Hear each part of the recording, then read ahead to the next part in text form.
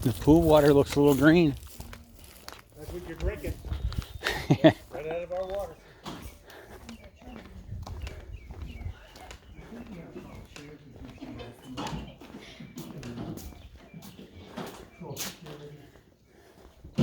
Well, it might be a small get-together.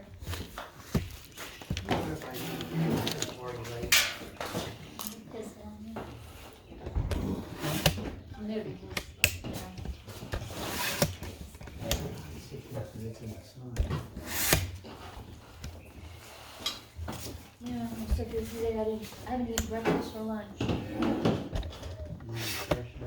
Patty, I need you to sit there Why?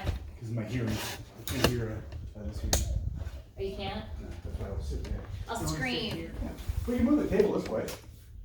Okay, well, I wanted to be next to this Oh, porch. I can move the cord over there. Okay. On this side. You want to be in the sun, not in the Yeah, I don't want to be on the side. Okay, let's move the table over there. There's my little Marxist friend. That's why I had my stuff there. It wasn't for.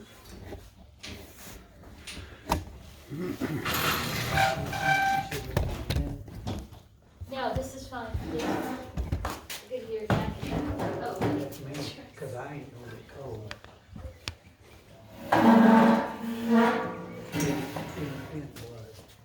you really? I didn't used to. And then who's this? That's mine. As I got older, so And this? Water. That's nice. Okay, everybody get up. Okay. Chinese Musical culture. chairs. Let's do that again.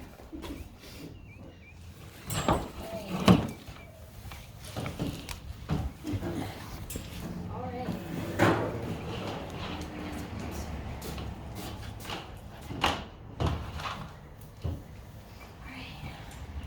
Alan, do you need to plug yourself in? No. Just check it. Oh, pop is fast. Car. Not what you need. My car had it at 6 o'clock. All right. Man. Stop it.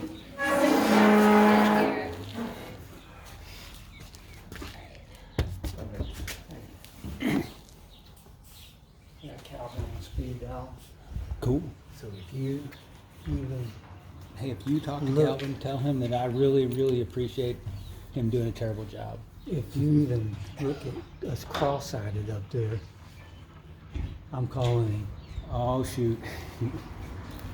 Someone that's already done 15 hard. you'll know 16 where and a to put half, you. bro. You'll know where to put you.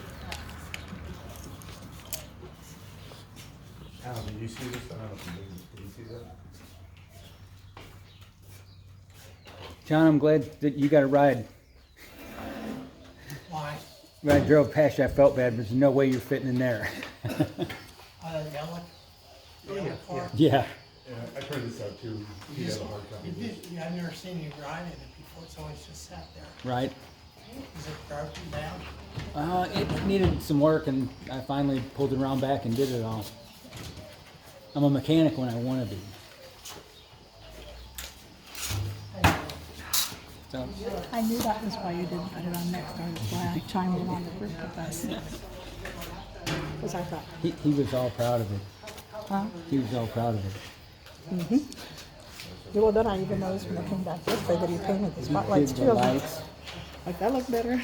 I gotta see that.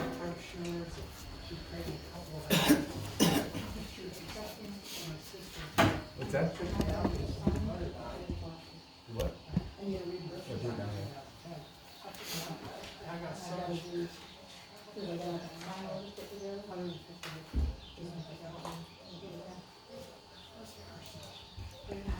Hey Dan, did they ever figure out if the water fire hydrant up here works? It doesn't.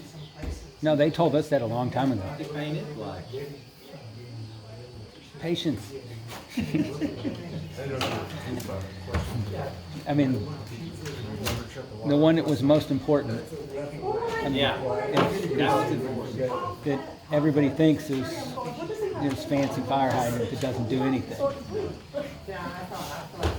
lot of pipe that doesn't do anything too. Right? It's in my understanding that it's been Yes, shut off. please. They went down there and shut all the valves off. So there ain't no water going across the road either. Hello. Hey, what's up?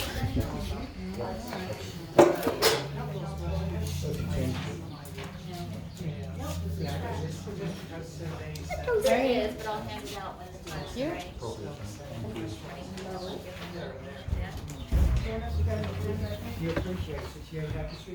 The mean girls are coming, Bobby. Oh, shit. Oh, wait, one of them's right here.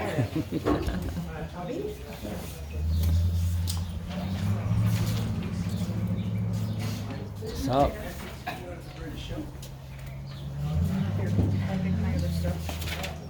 That's right. I was gonna.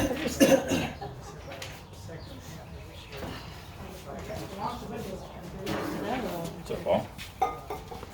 Bill Steen. Brother? What's up?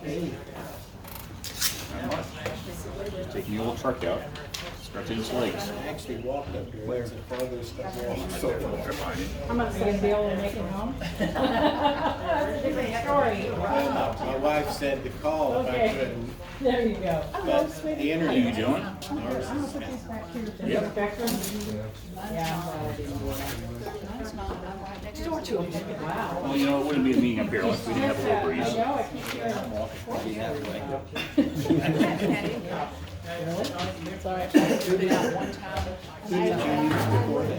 Oh, I don't use rock. Essentially,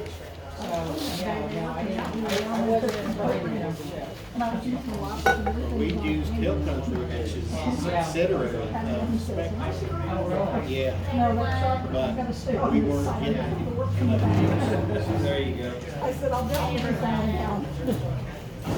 I won't have the support. Glad you can make it.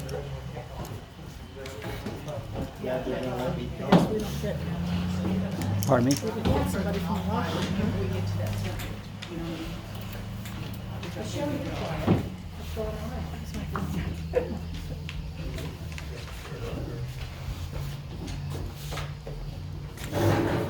Sign up sheets here. Anybody want to sign up? I had this eye operator about 4 days ago, and yesterday I walked in because it's feeling so great. The first one I couldn't say anything. Everybody else? Everything was just black for 3 days, and then I went a couple of days just kaleidoscope of colors. I couldn't see squat. All right, guys, This we're one gonna go I ahead could and start the see meeting. same day as the surgery. Still screwed up.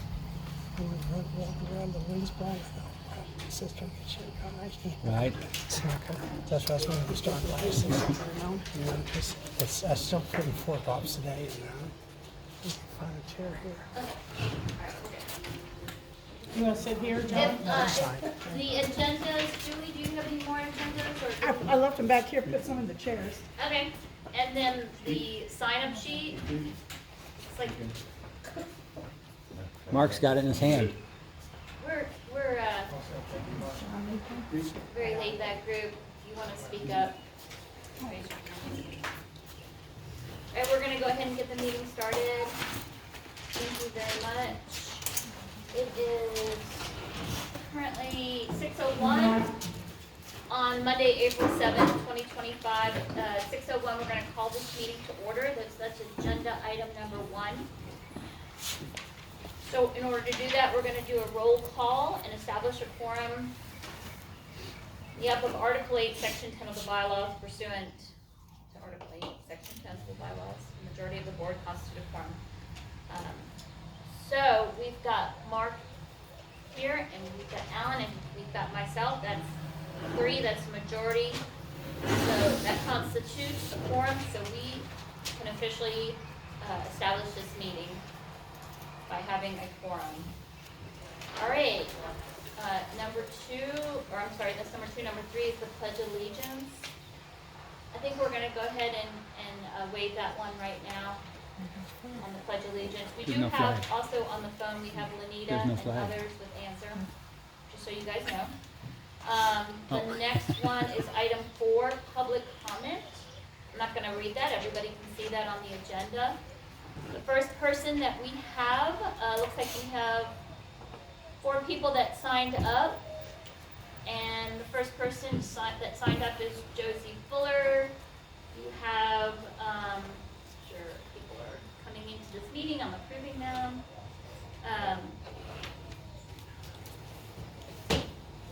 the opportunity to speak on other agenda items. So if you would like to do that as we get to that agenda item, just raise your hand and we will allow you to speak. But the first person is Josie Fuller for open comments. So Josie, if you want to come on up and you want to speak. Thank you. Hi. So I got a notice in the mail, or I got an email saying that we were having a meeting for increasing our rates. And then I got another email saying that we are canceling it. And by the time I figured it out, I'm like, what's going on? So Lanita, I would like some kind of explanation as to what's happening. I mean, did you do a rate analysis and submit to PUC? Absolutely. Absolutely. That's a very, very good question. Very good question. So we have been discussing rates and looking at rates for the last couple months to make sure that Windermere would be able to make its monthly expenses payments. However, upon speaking more with Patty Plummer and Mary Lander, who's on the phone, the decision has been made to allow Windermere to utilize the monies that are in the bank account for anything that cannot be paid through the rates themselves until a certain time where it is an appropriate time to do a rate increase. So the work has been done, the work is in play, the numbers have been crunched. One of the main things that is also an issue currently is that we cannot do an audit.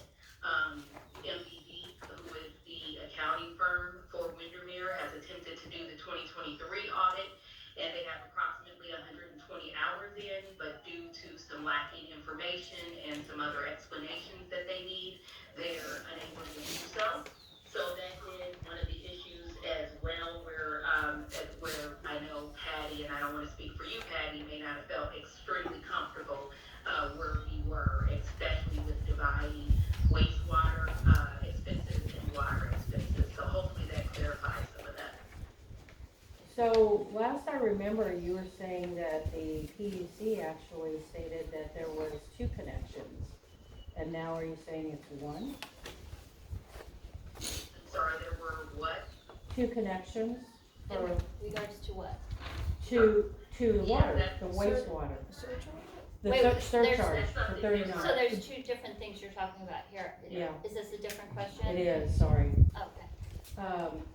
So I guess I'm just wondering about the 3941 and whether that's going to be rectified.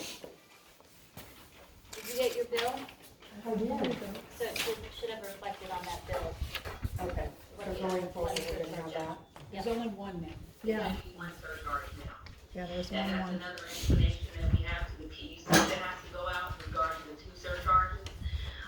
So that will be done as well. But again, there is not enough revenue to cover the expenses currently. We do think it's very important that Windermere eventually, before the money runs out, goes in there. I'm going to be providing the board with the running rate of when it will impact the bank account in regards to that.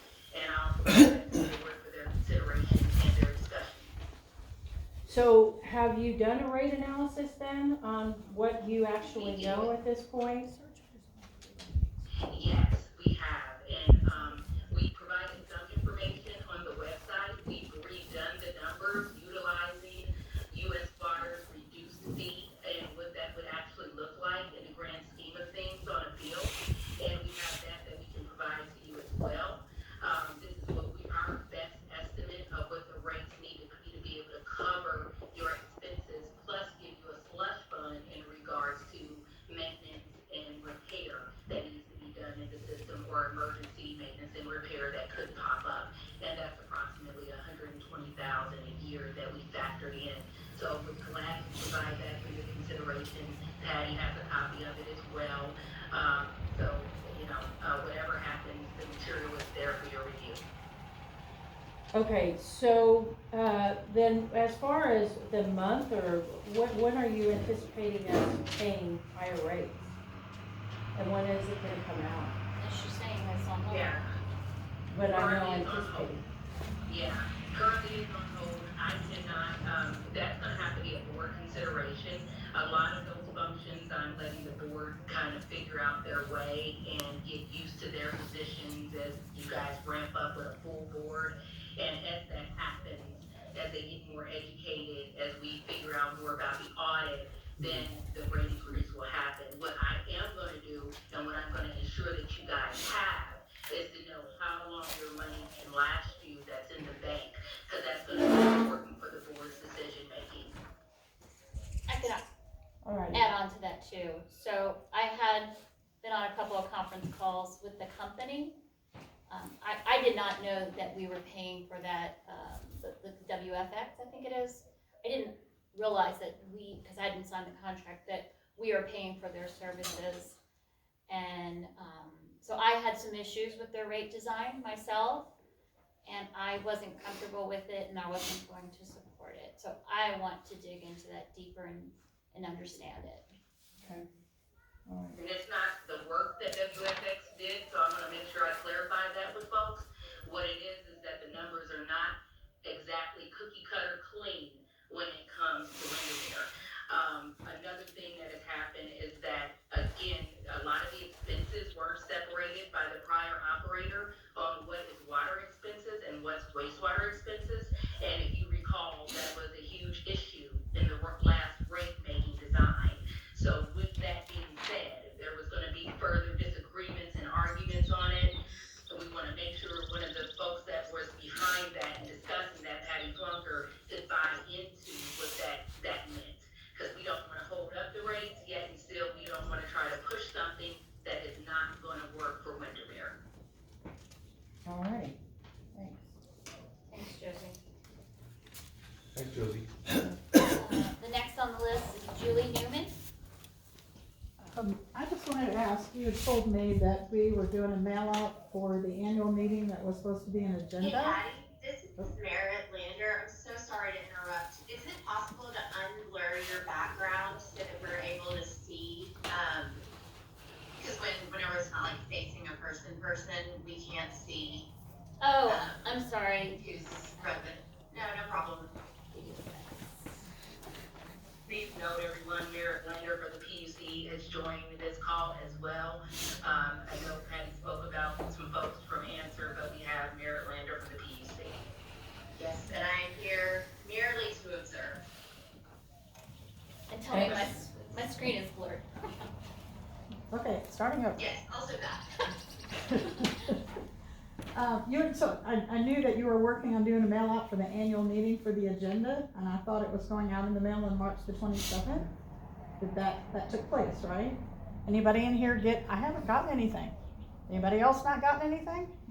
I haven't seen anything in the mail. For the agenda, It's supposed to be the agenda, and what else did you have in the mail out? that's it. Yeah. People have told me they've gotten it. Yeah. How many here haven't gotten it? Well, I haven't looked at my mailbox today, so. Yeah, I haven't either. I haven't. No, it went out, it had to be It went mailed out out on the 20 27th. Yeah, it went out, Spicewood, post office. Post office? Raise your hand if you didn't get that. And it went out on when? I thought she said you had to have a postmark for the 27th, I know that. That's what the team, and they stated that it was sent, but Yeah, it was sent. Okay, so I'm just bringing it up because I wanted to know if I wasn't the only one that didn't get it. Over 300 of them went out. So we have about almost half here that didn't get it, so just letting you all know. Well, just note that things mailed from our Good One Management Company, I know. the POA side, it takes 2 weeks to get from Austin to Spicewood by mail. And this went out at the Spicewood This one in post office, so. Spicewood. Mhm. Yep. So you'd think we would have had it sooner. But anyway, I mean, I checked off, everybody was on the list, everyone, so. All right, well, I will send out an alert that has that agenda. It is online too, I believe. Okay. But I will send out an alert notice with the letter and with the agenda. Raise your hand if you got it. Who got it? I got it. Yeah, I got it. You got it? Okay. Like a 50-50, that's odd. Okay. Huh. All right, apologize for that. That's not good. All right. All right, next on the list is Robin Phillips. And I'll be speaking on number 9. I want to speak about someone you're considering. His name is Curtis Jeffries, and I think he gives Windermere the best opportunity to refurbish, to repair, and actually to upgrade their system. He's got 40 some odd years in the water industry. He's a AA, which means he's got the highest certification for wastewater and the highest certification for water. Great. There aren't that many people like that in the state of Texas anymore. Usually you've got one person doing wastewater. He can do it all. He's done all the jobs. He's trustworthy, he's honest, he's hardworking, and he's easy to understand. And you've worked with him? I have worked with him for the last 12 years. Okay. And we don't always agree on everything, but I would put my money on him every time to solve problems. She would be a big asset then. He would be a huge asset. Okay. Thank you. Awesome. Thank you. Thank you. And that, we will discuss that. That is, item 9. All right, the next is Danny Plunker. Good evening.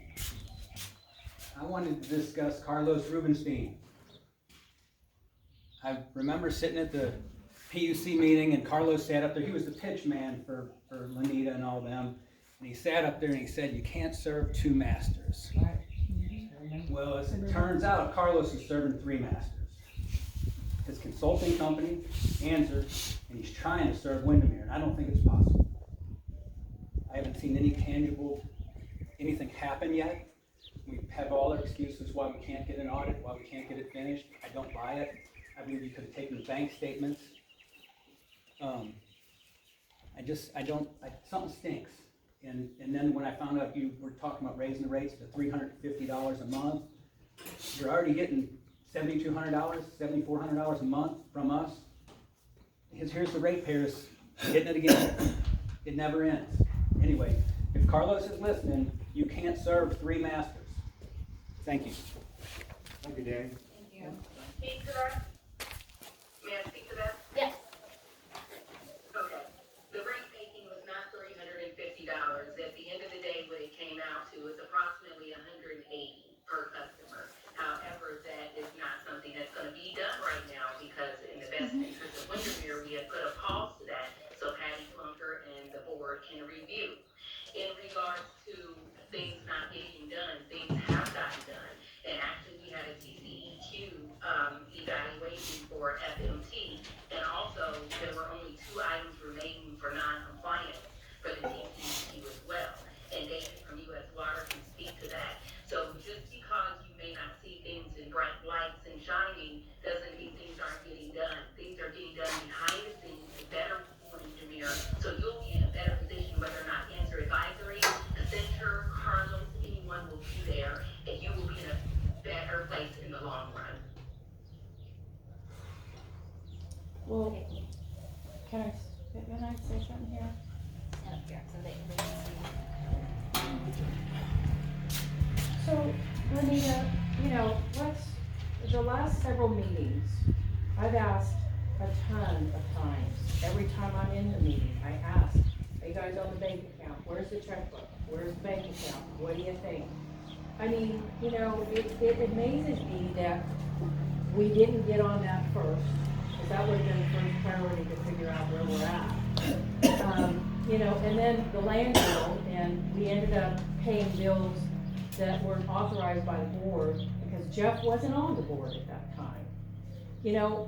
I just don't know where the authority with Anser is, and we keep hearing that you have some control, but yet I'm not seeing anything being done. And we are in, November, December, January, February, March, April.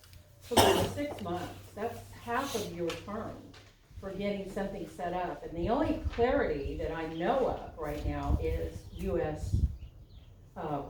Water. So I get to the point where it's like we're not moving in the right direction. Something's not clicking. And I just, as a person who knows numbers, I have talked to Lori Cantrell And I've talked to, this board. And we, you know, the first thing we should have done was look at the bank account. Have you even done that yet, I guess? Is what I need to know. Love to speak to that. Love to speak to that. So, you are correct. The bank account has been a huge issue and continues to be a huge issue. We have been placed on the bank account, but only as viewers, and neither of the boards have allowed us to be actually on the bank account. What we have done was approve payments and disapprove payments. Now, when it came to the last bit, we didn't approve a payment that was made, which was not kosher, and we spoke to Mayor Lander and the PUC regarding it and our dissatisfaction. In regards to looking at the numbers, we look at the numbers daily. I can send you emails daily. We look at what's paid, what's not paid, making sure QuickBooks is updated, making sure that we know what's going on. So that is key. I absolutely agree. The financials are key in Windermere. What I can tell you, besides the one discrepancy where people were paid when we did not give approval, the numbers have been messy.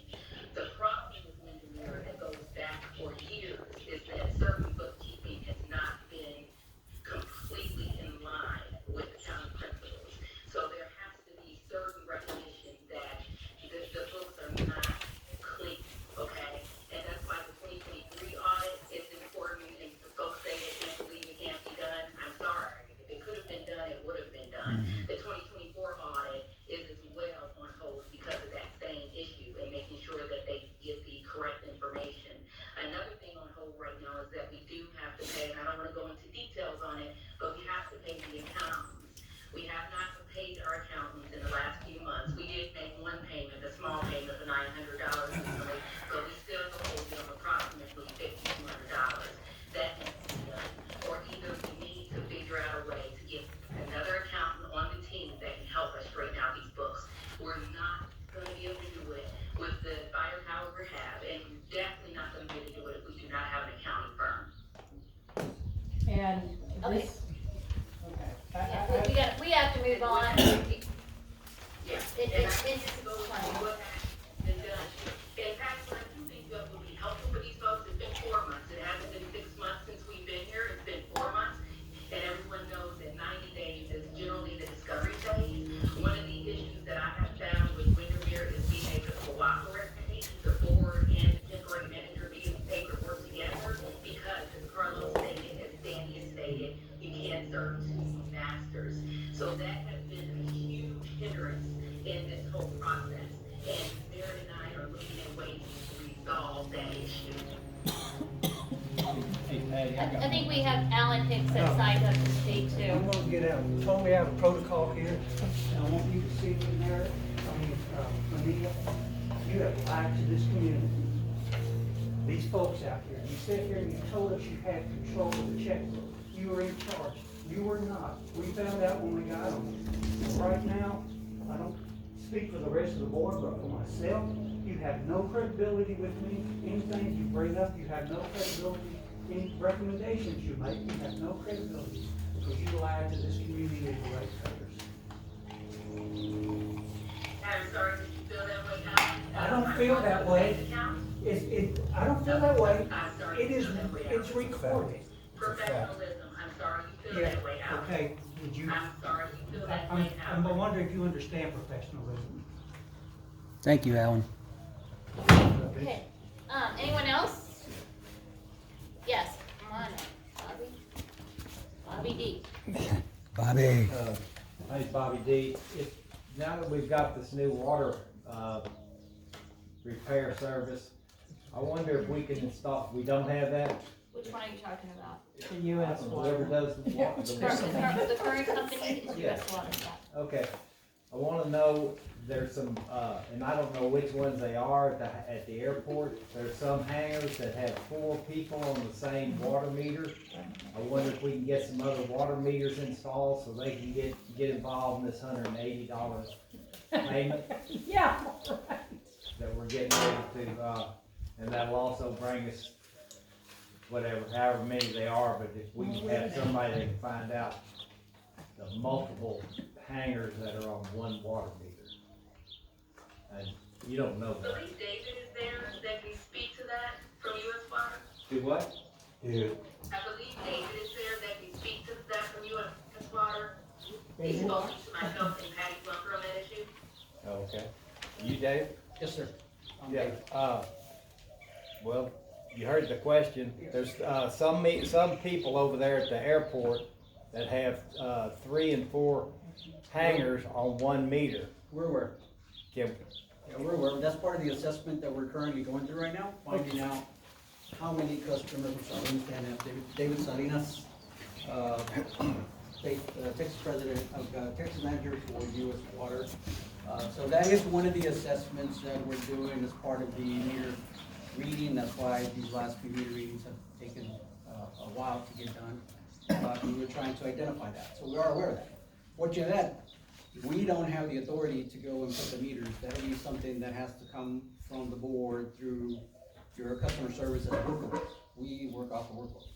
I just can't arbitrarily go install a meter on a person who doesn't have an account. So it has to come that way. But yes, we could do it if we get the service order. We can identify them for you and give you the locations. can you do that? Yes, we can do that, give you the Well, locations. not necessarily, I'll speak to that, Yeah. you can't, I mean, what the tariff allows for, well, it's also in TCQ rules, is that, it's 1 meter per structure. And so, anyone that's sharing water beyond their structure is essentially allowing water to go to someone who is not a member, and it's theft of service by the person taking the water. And so the tariff that we have allows us to disconnect that person's water. So if we find that someone is sharing water, our tariff allows us to do that. And I would hope that if someone is sharing water, and if they're listening to this, or if they know that this board is gonna uphold the tariff, they would stop sharing. If they continue, we will disconnect their water. At which time, if the other people would like to get on and become members, they'll have to pay their dues, their fees, just like everyone else. They'll have to pay tap fees, equity buy-in fees to become a member, a customer of this utility. We are gonna be compliant with our tariff and our bylaws moving forward, which I understand was not 100% done in the past. So that's to answer your question, Bobby. Hopefully that helps, David. Yes, no. Yeah. That is what I was trying to explain. Yeah, I mean, I can't arbitrarily just go over there and. we can't either. We can't either. Our only authority is to disconnect service if we find that they're sharing. Are you sending out notifications then? We're trying to put out 1 fire extra on the Sorry. That's definitely a priority, but, and I have a good idea of the airport, who is doing that. And they know who they are. They know who they They are. know. That's what the cities do. They will turn the water That's off exactly right. when they find out that it's being shared. And it's in our tariff that you can do that. Yes, Michelle. Can you define structure? The structure is a unit of, you know, Residents. your, not necessarily residence, but an independent building on a plot of land. So what if a building is subdivided into multiple units? That's- Is it still considered So- an individual structure with substructures in it? Then it would go to the level of like sub-metering, is that correct, David? You would have a sub-metering, and that falls into a different class of customer. Currently, our tariff only allows for, our bylaws only say 1 class that we have right now. So we would have to change our tariff, we'd have to change our bylaws, and we would have to come up with a rate for sub-metering. They have been providing service out here for years under 1 class, and that is the 5/8. Yeah, with the same rates. As we know, that's not happening, so it's definitely a concern and something we need to take care of, but it's not something that's gonna happen overnight, and it's gonna take time. Maybe that's, you know, community comes together, we have a committee or something. But yeah, I hear you, and we will be addressing that, but we have some other things that have taken priority over that, like making sure our infrastructure is okay, and our filters and our tank, that we have a backup tank, and so we can have water, because that's the priority, is water and wastewater, to make sure that we don't go down, the system goes down. And if we continue to ignore it, it will. Okay, anyone else? Alrighty. Thank you very much. Moving right along, so, number 5, discussion and action including voting on approval of board meeting minutes from the March 17th, 2025. You guys all got a copy of it? Yes. Do you have any questions? It's very straightforward, easy to follow. It's just who made the motion, second, and what was the action. I think, Tammy, I think you helped with some of this too. Yep. Okay. Have you, yes. Make a motion to approve? Yeah, you're gonna make the motion?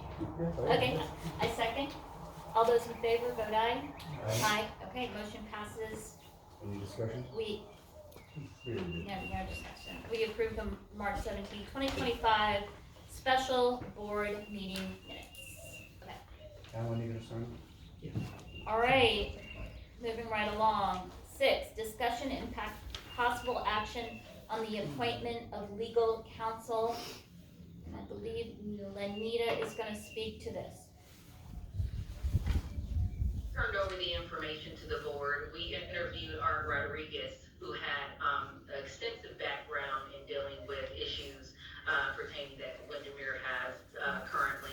He's also quite a bit cheaper than the majority of the folks that would be able to do the services, and I spoke with Mayor Lander about him as well. He's approximately $230 an hour at a partner level, which is unheard of for such a firm. I provided the information for the board's review. If they saw fit, it is not a rate that you would have to pay unless you use them. So it's use them or you don't use them, but it allowed Windermere to have counsel on the team that can assist them with difficult issues.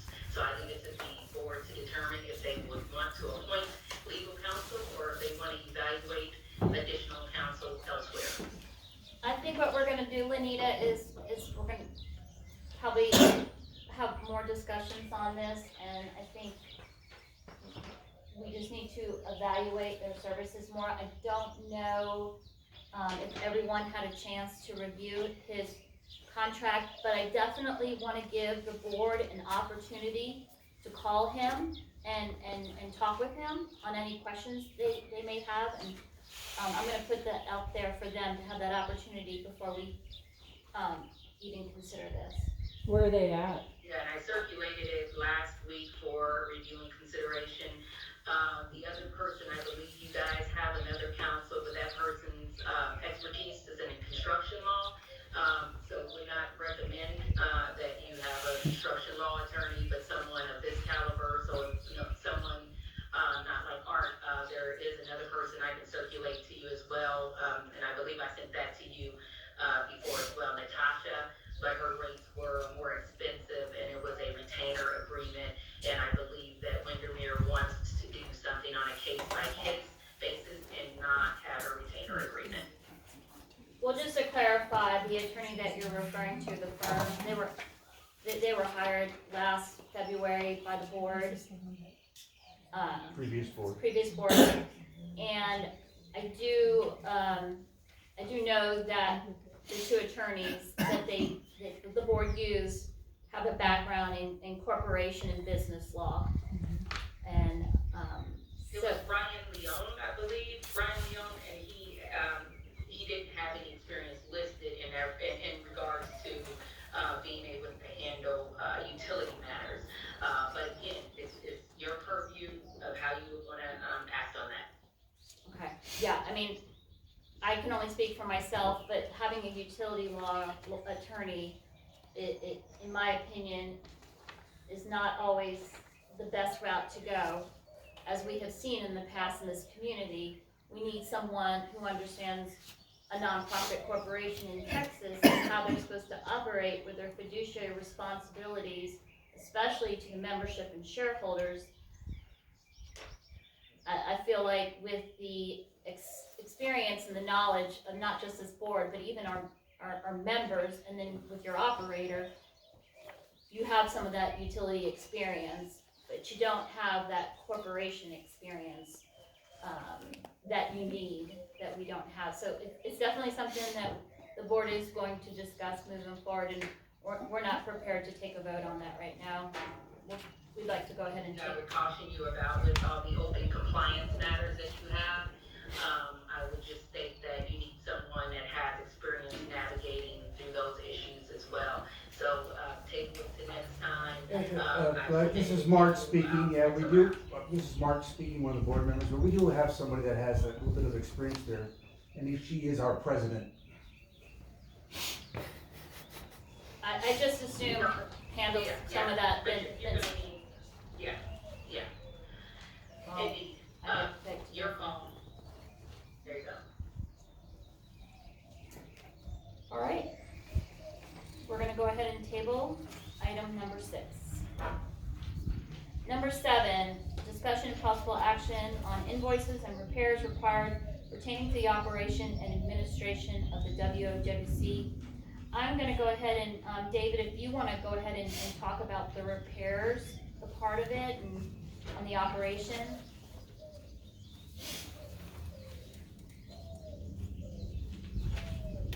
David, if you would, you come up here, please. Yeah, no problem.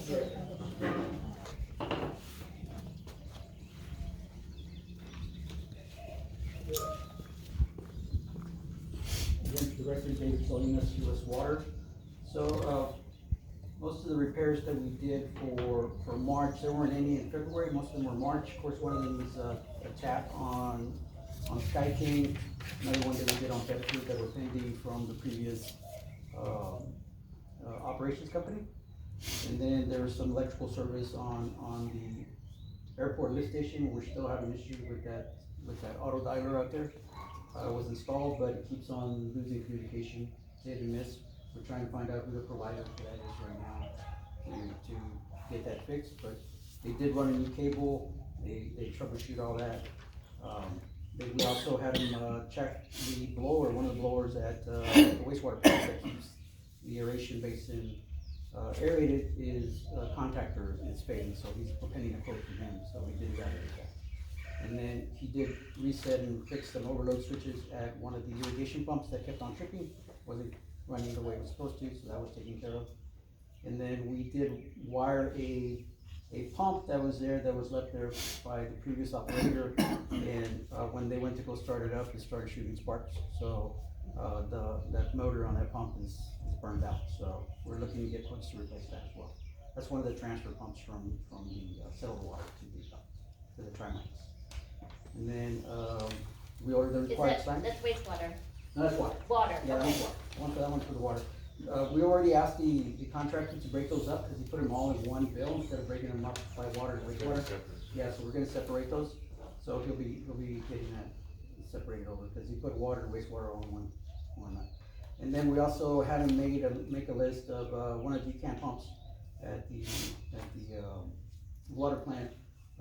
Made a list to get that repaired. It's still working right now, but it just keeps on tripping. So there's some. Tell me that, what is it again? The decant pump for the dewatering basin for the backwater.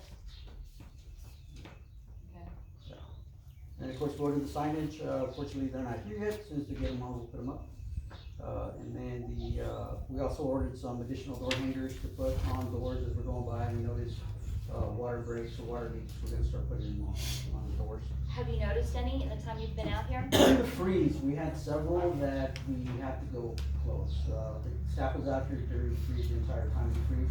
Oh, y'all were here when we had a Yes, freeze? the one in February. There was a freeze in February, towards the end of February. There was a freeze. Yeah, it was a few days, but during those 2 days that they were out here, they did find roughly between 9 and 10 water breaks that they did shut off. And those were water breaks? On the customer side, so we turned off On the customer side. Yes, we turned off the customer side. Wasn't Wasn't on system side, okay. It wasn't on system side, it was all customer, they were notified. They're on. So I'm hoping they're on it, we fixed it. There was nobody home when we were there, we're checking them, so I don't know if they're just summer home. So have they ever, anybody called you up since then and asked to turn back on? Not us, they might have called, Lori. ARW. Yeah, Lori, it's, we get service. But you haven't seen a service order, did you? Not as of yet, we're still waiting on them. But staff did go by there to check to see, but there's nobody. I So don't more know than that. like a short-term rental? Yeah, maybe or something like that, on there. Okay, Alright, and then we did order some laboratory supplies, just normal stuff, sampling supplies, the DPD pillows, corn reagents, all that normal stuff. And then of course, all the laboratory sampling for the required compliance for TCQ. And then we also, under the authority of Lanita, we went ahead and paid the past due bills for, LCRA, for the water. And we're currently pending the approval for the current one. so that's the permit that we have? Yes, Yeah. for the contract that you all have to take the water from.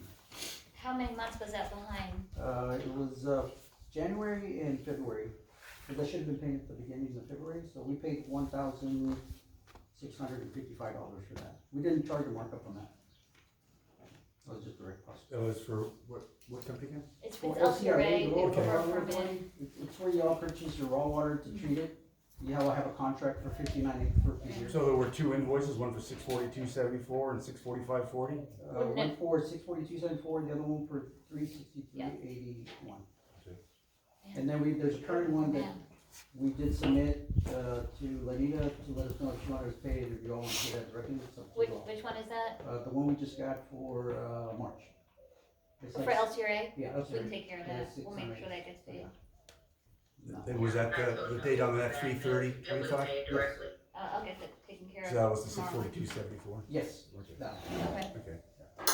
alright, and you may have already, are you still? No, that's it, those are Okay. all the repairs for March, we have plenty of stuff that's pending in February, we did obtain a quote to, get that Trimar #1. When you say Trimar, are you? Trimar, the plants, the water plants. You're talking about like the filter 1, is that what it's, when you first walk in, it's the first one on your right hand side? No, it'll be as you walk in through the main door, is the one furthest from you. Cause it's 2 and 1 is back for some reason. So which one? Oh, so 1 is the one, Closer to the door. The door at the other side, on the glass. There's 2 doors, the one with the combination. Yeah. The closest one is number 2. That's been operating by itself since July of last year. Trimite #1 went down. They received the one valve they put in. The brave valve. The brave valve. The check valve, according to the contractor that former operator hired, he's got it, but every time we. I called him, Okay, did you call him? I called him, I left a message for him. Yeah, he kept on giving us a round when we're Yeah. coming, so we got that other. So second is he quote. supposed to do training? Is he? That's the other guy. That's the other stuff. We went ahead and, since it's been down so long, we got a quote from Viking. Viking. That's is who I a- called. Yeah, Viking is a subcontractor to West Tech. He used to work for West Tech, which is manufacturer of the Trimites. We called him since we couldn't get a response from the other one. He said he got, in fact, he's already got the valve. He wanted to come in. I told him to wait up until the quote was approved. But And we what is his, also. what's his amount, do you know? 6,000 and change, but the reason why 6,000 and change, because it includes the full assessment of the entire plant, because it's been down since July. We wanna make sure everything is working properly before we fire it back up. Now, is and this get tied with the everything covered. turbidity issues too? Sorry? Is this tied in with the turbidity issues? No, that's separate and above. So unit 1, this is what you're talking about right there, says out of service? Yes, That's the one. that's the one separate. So do we even need it? Yes. Yeah. Yes, you do. We only have 2. We don't And have we've been it. running that, one's been down for, I don't know how many months, but for quite a while. From July And last when we year. get into the summer months, when the demand goes up and people move into the community, back into the community from the summer months, then we're gonna need the capacity of that unit. So those like I told Anita, I'm talking with Peggy, that is our priority to get Right. that system up and running for you, because it is a hot You see summer that? months. Plus, the fact that since that's down, you're not in compliance with TCQ. Because under the rule with TCQ, with your largest system online, you have to have another system to do it. You're not We'd gonna have be to able to truck make it it water. happen. Then how come we're not being fined by TECQ? Because they haven't shown up to do another inspection. But they've already started showing up because they've already gone to 2 of my projects this last month in South Texas, and we have another one scheduled next week. This is the time of the year that they normally come out because it's warmer. and I mean, it's still pretty cool. So they walk outside, that's when they're doing it. So they haven't scheduled the one for here, and one of the reasons why they haven't, there were a lot of items that were pending from the last review. Right. But because y'all had a new emergency manager, there's an email from one of the TCEQ inspectors that said, okay, so we're gonna give you time to get your all settled in, and they moved the outstanding violations that you all had that were in the high to moderate. So it's not something that will put you right away into violations or into enforcement. So they're giving you some time. He just didn't say how much time, and that's what we're waiting on, to see how much time. I actually spoke with them the other day. Okay. I did call So them. I have a question then. Yes. So are you saying the last service manager knew this issue? Did he order the valve? And Yes. If he did he get paid for it already? No, he paid for the first brake valve, that got paid for the installation of that, but he has not paid for this other one. And that's why we've been trying to get the gentleman in, because he claims he has it. So if you have it, why don't you show up and install it and let's get this thing running. But he's been giving us a runaround since we got on board in February, because that was the first thing that we started to work on. Yeah, the second thing that's also a priority is the barge. Because the barge only has 2 pumps out of the 4 that it's supposed to have. All right, a 100 gallon per minute one and a 50 gallon per minute one. Again, violation of TCQ. We're the largest system online. You don't have the other one to do it. So those are priorities we want to get. We're currently getting quotes for the larger pump, the 10 horsepower pump that does 100 gallons per minute. The 4 horsepower pump was delivered when we got here. We're just having a hard time finding a contractor that wants to go out there and service the barge. We finally had somebody come in the week before last, and they're giving us a proposal to go out and install that 5 horsepower. With that other one in place, if the 100 horsepower goes down, we have the 2 that'll make the capacity up for the 100 horsepower, so we won't be in violation there. So I guess my concern is that we're just finding this out and TUCQ has not actually found us in violation all these years, and all of a sudden Well, there have been. There's been a There time. have several violations for TCQ, and they have addressed several of them. You know, I spoke about it several meetings. So I have We thought it was more important to pay legal fees. Yeah. Well, Spent yeah. over that's- $180,000 last year paying an attorney, and none of this stuff got paid. So I have a question for the Yes. temporary managers. If we have a long laundry list we just heard of items that need to be repaired that are putting us in dire straits, why was this such a priority to get the lawyers paid off? A good question. Did we lose Lanita? Yeah, she's got LB on there. Well, not your fault. No, when you We understand. Well, I We're can just repeat at the question. a quandary because we couldn't get any answers. And you, There was a question for you, from someone in the audience. Sorry, I had to take a call from the PUC. How can I help? What was the My question is, we just heard a Speak up, long, speak up, speak up. we just heard a long laundry list of items that are in dire straits to be repaired in our system, but yet it seems like a priority was put on to pay the lawyers instead of paying for operations. Why would that be? I'm sorry, Patty, I still Well, can't make it out. I can answer his question. He wanted to know why there was a priority to pay attorneys instead of paying to upgrade and to fix things in our system. Upgrade, just fix. Oh, yeah, just fix, not upgrade. Not upgrade, fix. It was priorities. They didn't see a priority to repair our system that was in dire need. And I calculated, I don't know if you looked at the bank account, but I think it's close to 182,000 was given to John Carlton, or he billed last year, which I would say like 90% of that, if not more, has already been paid to him. Meanwhile, we have all these issues that David has said. So once again, we are left with neglect to our system. And we still owe the current law firm. If you let me chime in, I would like to chime in as well. As soon as Anser and Accenture took the reins, we limited the amount of usage of counsel. So we stopped utilizing them, and actually we haven't had counsel for, I don't know, a month and a half or 2 now, with John Carlton. And what we decided to do was to do correct you, I'd like to correct you a second. The last bill was, March 30th of 25 for $12,781.50 to be exact. It's a lot of money. Correct, yeah, that is the bill I saw as well. I have put a pause on that bill to be able to look at that, but we did not call John Carlton. We did not call them in regards to doing work. I know they did some work in regards to the real estate transaction. And what happened, and you guys will understand this, we made a filing trying to decide who is in charge. Is it the temporary manager or is it the board? Who's in charge? The Carlton firm would not take our direction. So all we could do is not call them ourselves to have them do work, but we could not stop the board from calling them to do work. 32 masters. Can you stop 1 second? Can you specify which board? The previous board, correct? Correct? It was the board that was directing Carlton, and that was, Which board was that? correct. Is Brian right Which there? board was that? Smile, Brian. It was, Who was speaking to me? Mark, from the board. I'd like you to clarify which board. You say boards. We have a previous board and we have a current board. You need to specify which board, You guys please. just got into play. It was the previous board that was directing Carlton. Carlton dropped off, from billing and for being counsel when you guys came in as the new board. right after Jeff Walker walked into the bank and wired him money.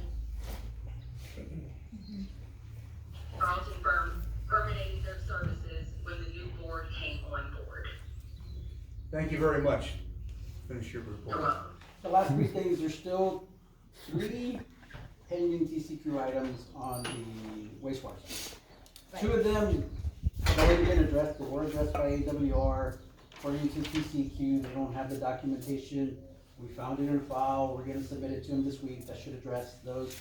That's one of the lift station, one of the lift stations on Coventry. At the time, they didn't have it secured. And the rule either calls for it to have a 6-foot fence with barbed wire on it, or an 8-foot fence with no barbed wire, which would be an eyesore in front of that house that's there. So what they did, they ended up just locking all the components to make it intruder resistant, and that'll work. So all we're gonna do is send that documentation with new pictures showing them that the locks and everything's locked. The second one, there's been a history of odor complaints from that house, from that lift station, and the previous, Is this down in the cove? on Coventry Road? Yeah, down the hill There's there. a little, right there in front of a house, there's they just call it Coventry lift station, I don't know the actual house, but it's Coventry. Yeah. So, what their answer to the odor was buying these odor blocks. These odor blocks last, depending on the weather, they can last anywhere from 3 months to 6 months, even up to a year.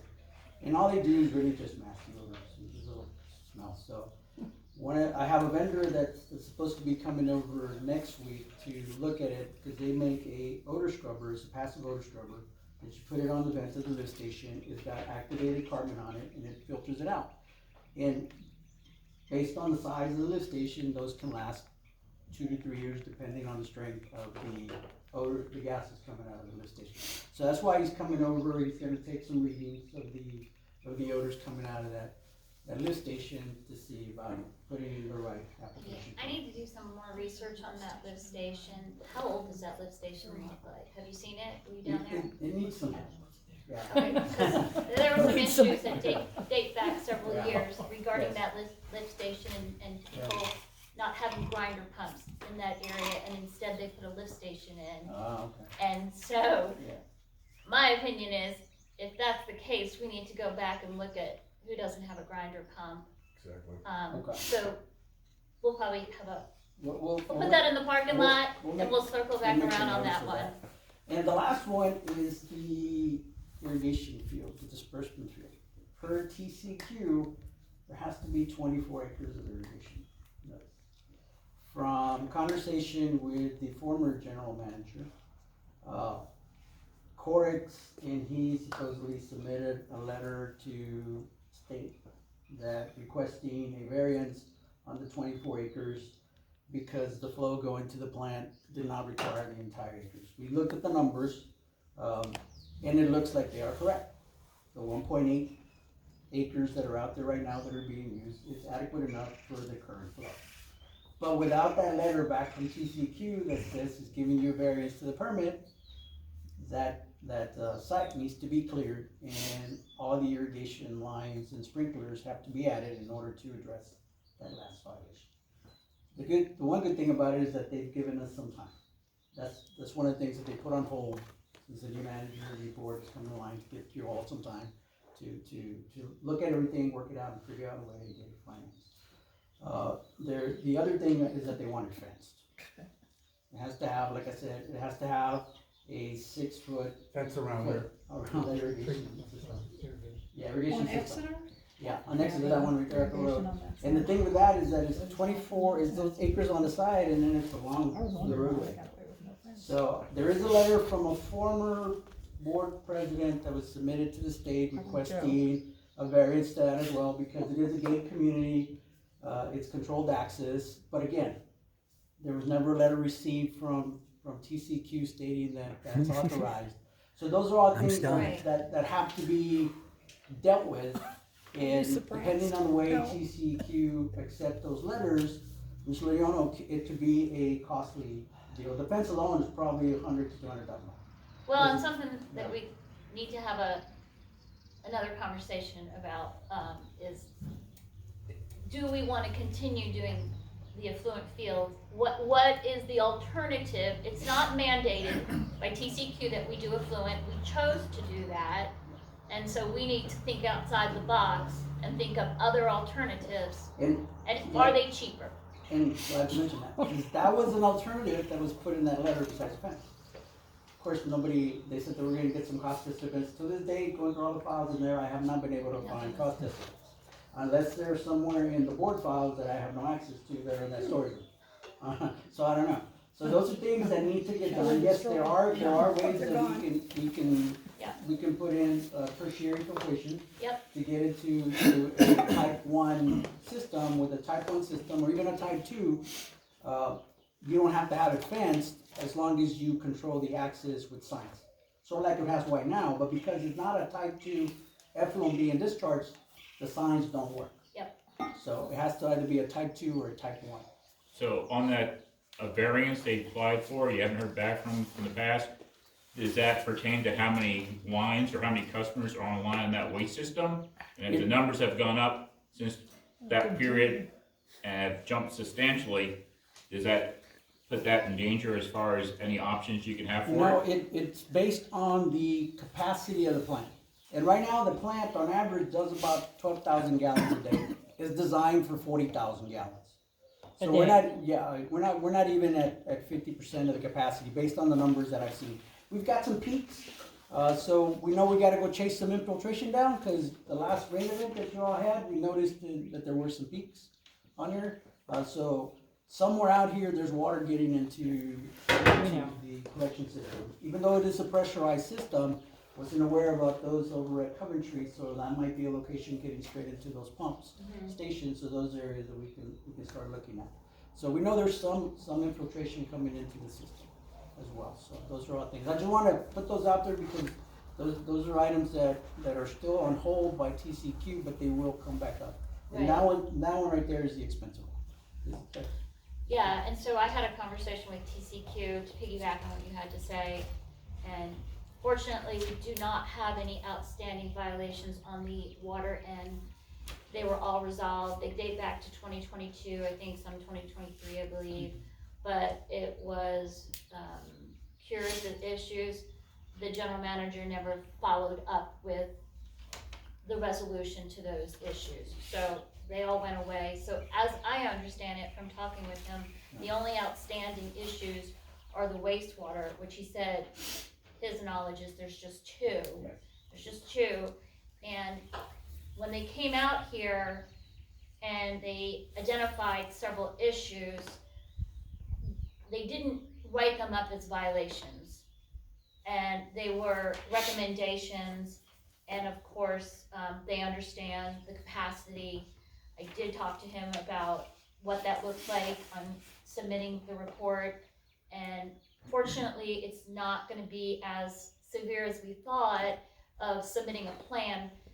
with engineering report and all that, we just have to submit a plan. Correct. It just has to be a plan of what we intend to do, and an operator can do that. Doesn't require an engineer, so it's not gonna be something that's gonna cost us thousands and thousands when we actually initiate moving forward with it. That's when you get the engineers involved, and that's when you have to file that with the TCQ on what you plan on doing, which is inevitably is gonna have to be done, Yes. because right now, that's affecting our capacity.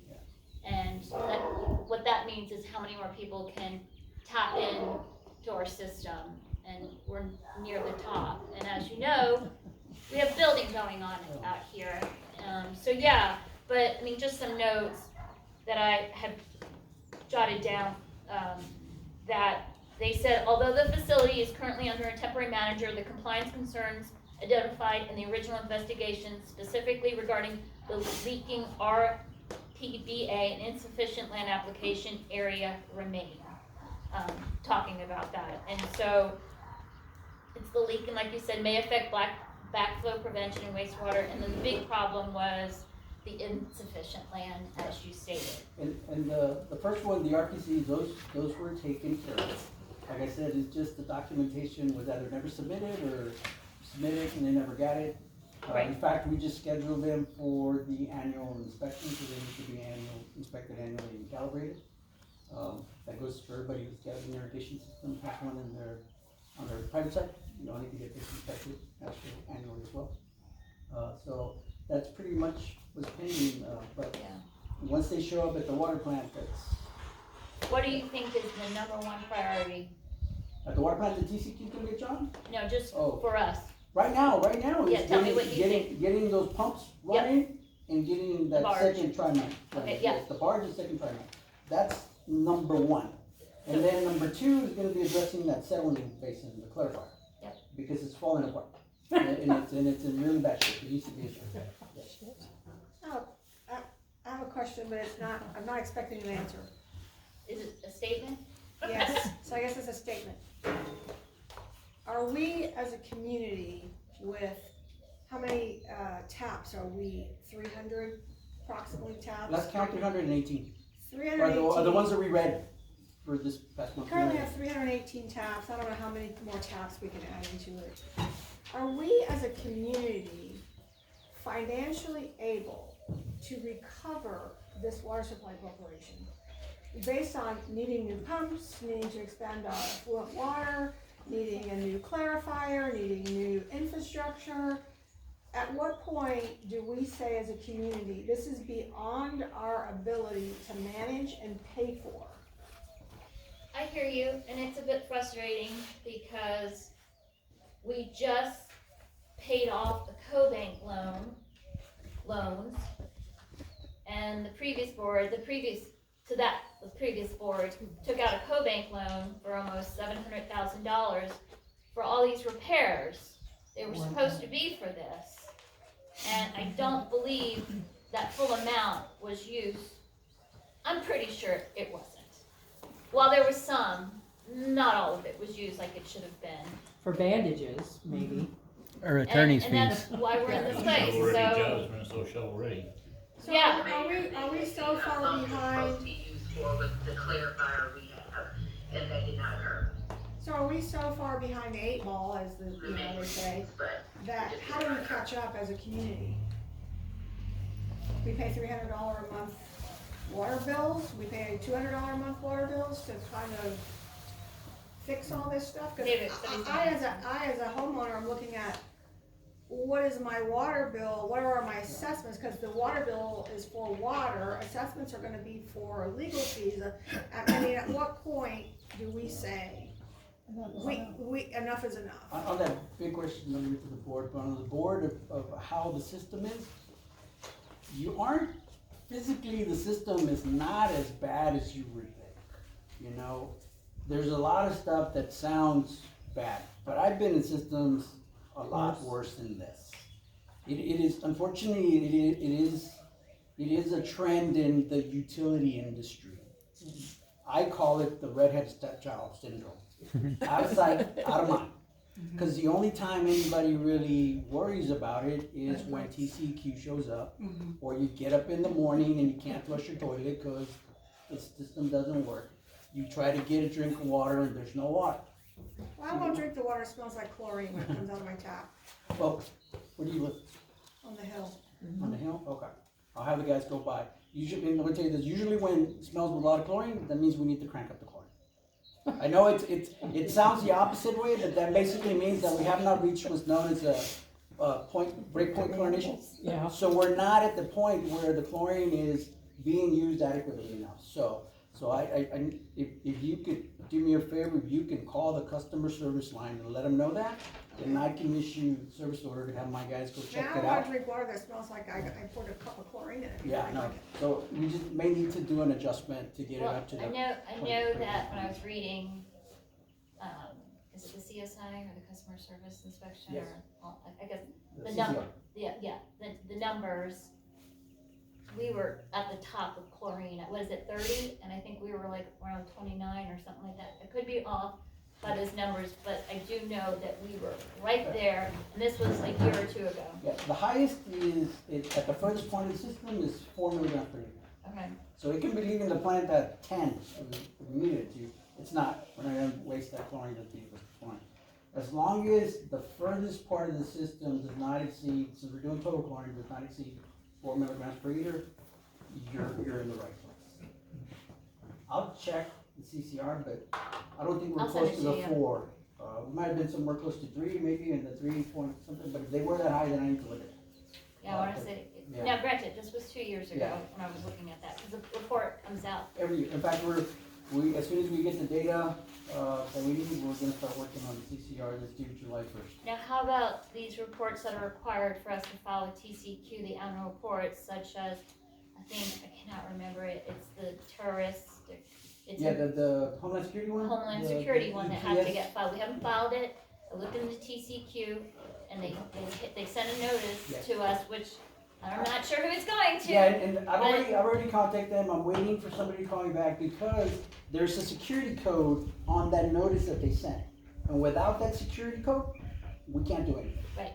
So I asked them to issue it based on the new operator, so I'm waiting for them to get it to me. Once they give me the email, I've already logged on, I put it in the system, it's there, it's ready to go. As soon as I do that, I do it online, it's all done online electronically now through the CS program.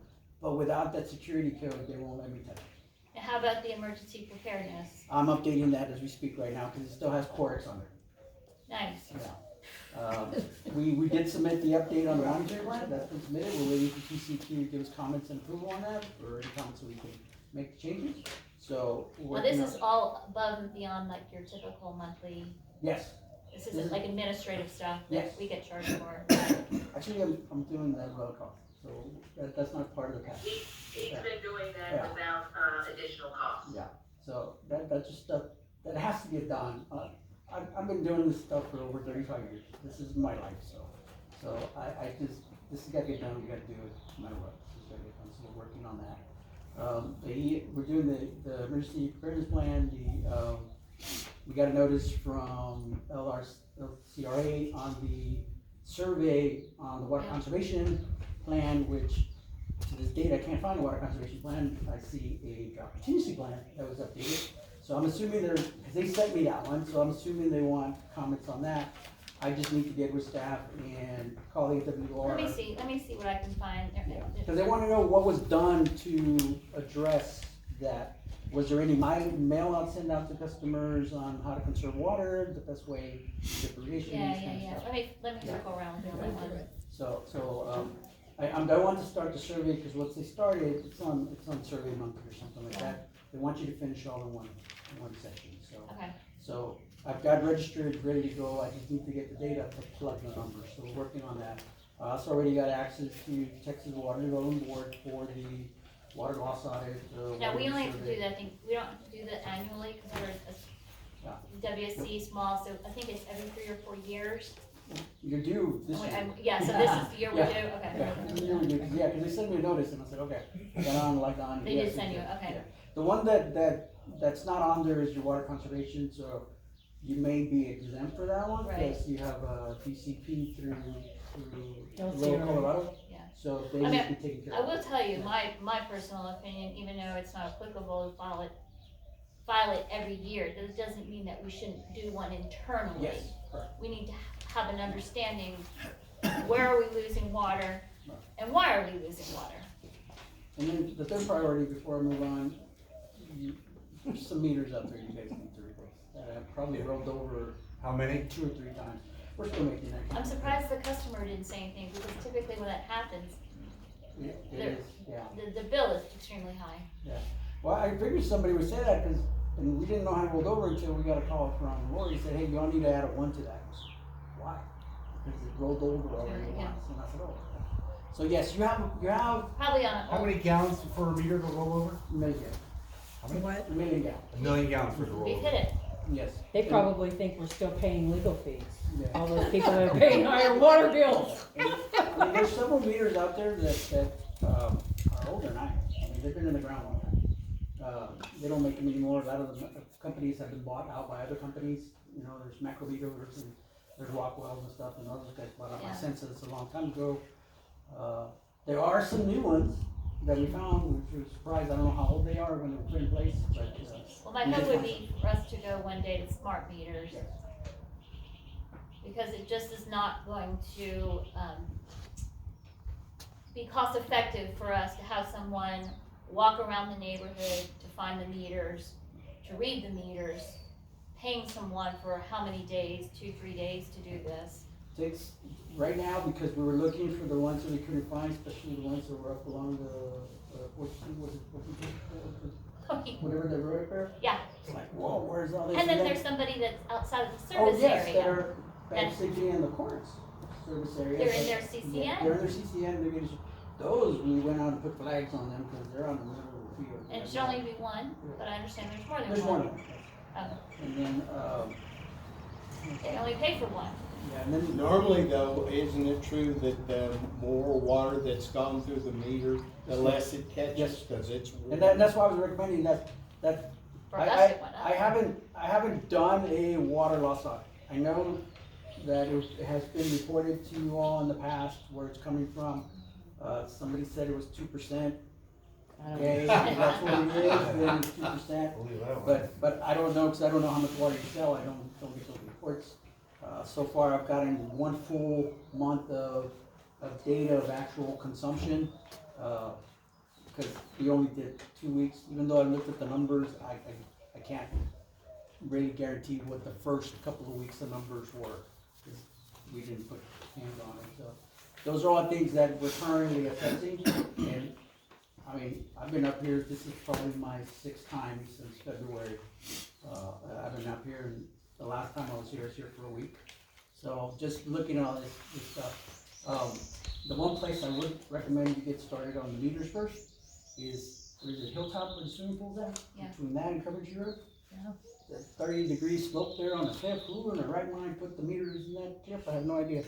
But if you all find the engineer, let me know, I'll go slap. And you have to, I think, walk the cactus or a whole bunch of stuff to get to. It is, oh yeah, I couldn't believe somebody else on it.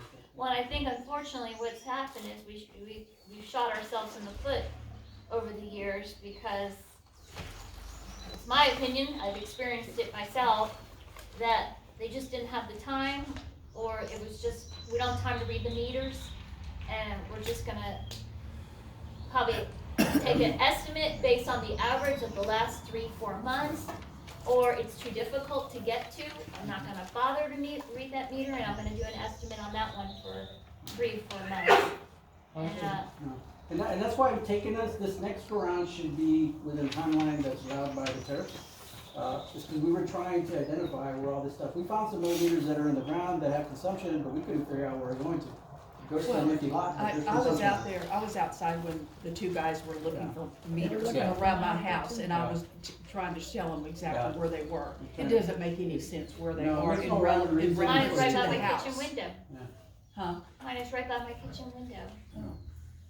Yeah, so I was helping your guys, try, this Thank one you. goes to Appreciate that it. one, No, this that's one one goes to thing I that have to one. add. You all have been very gracious and very helpful when we've been out the field. Thank you all for that.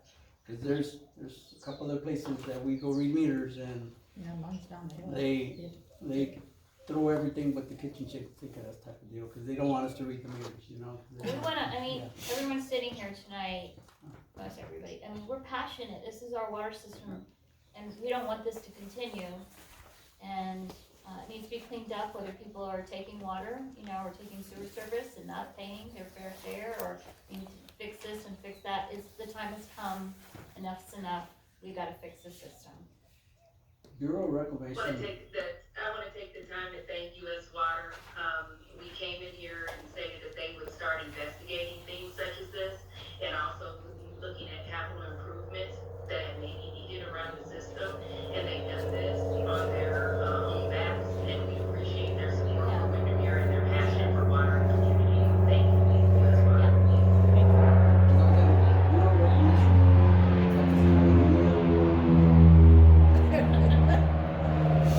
We get this place for free. Thank you, Julie. It's a nice day to be out here. It is. I envy you guys living out here. This is nice. But Bureau of Reclamation has a smart water grant, smart water efficiency grant that they put out about this time of the year, and smart meters are covered. Yes. So you may want to consider it. Yeah. And they got two different grants. There's a small project and a larger project. You have to pick one, Yeah. but it can get you down the road, and there's certain smart meter programs out there right now that are doing pilot studies where you just gotta pay for the cost of the actual program and the service. Yeah. And they basically throw the meters in for free. They're still in there, but there's not a full Yeah. charge. I used to work at TRWA. There you go. So, yeah, I used to. By the way, TRWA did come by, they did that FMC that's nice. study.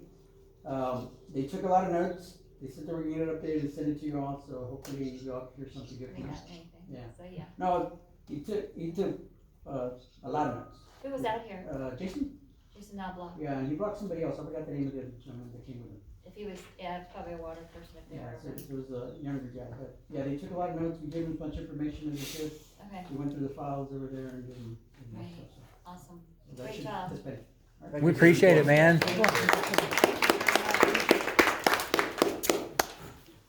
Okay, I think, also an agenda item there was invoices, but I don't know if the invoices, Lanita, were tied to the repairs and the operations. We actually have a list of invoices to be paid. They include US Water contract services. Yeah. That is outstanding to be paid, and that is for the end of February timeframe, 6462. So that's one of the first ones. Have they ever been paid? No. So they've never been paid since they started, okay, That 6462 would be our first one. okay. Other invoices include regulatory fees. We have a regulatory fee for the Texas Commission. Yep. And that's $2,051.07. There's a yearly fee for TRWA for $500. Yeah, we're gonna pass on that, that's not mandatory, so we're gonna put that one on hold. Okay. Mr. Larry Fengrish, MBR, an amount of $402. It's a refund for the membership. Okay, I just wanna make sure, cause I know in the past we've had some bumps in the road, I wanna make sure that, and I'm not saying us, I think it's the industry-wide, that people that are, whether they're transferring these memberships, that we're making sure that, like if the title company doesn't, because that's something that I guess they're transferring with the deed, that we wanna make sure that that's correct, that they're transferring it and someone's not, demanding to get paid back their membership fee. So I'd wanna know, he's wanting his money back, but who was the person, who is the person buying his real estate? And have they paid their membership? That's Elaine? Yeah, okay. I just wanna dot my i's and cross my t's on that, because we've had issues before where, Yeah, we're paying out not knowing. Yeah, we paid out a membership and the new person didn't pay the membership. And yet they put transfer on it, and, no, I'm not saying he's not owed it, I'm just saying I wanna make sure we dot our i's and cross our t's. So that's, Lori Cantrell can do that for you, right? And we also have a bunch of, we have Lori Cantrell for February, 2025 for $4,086.40. And lastly, we have Monte Mayor BB, which you're going to have a conversation, and I'm not sure if you spoke with Archie or the other lady in regards to the payment of the accountants.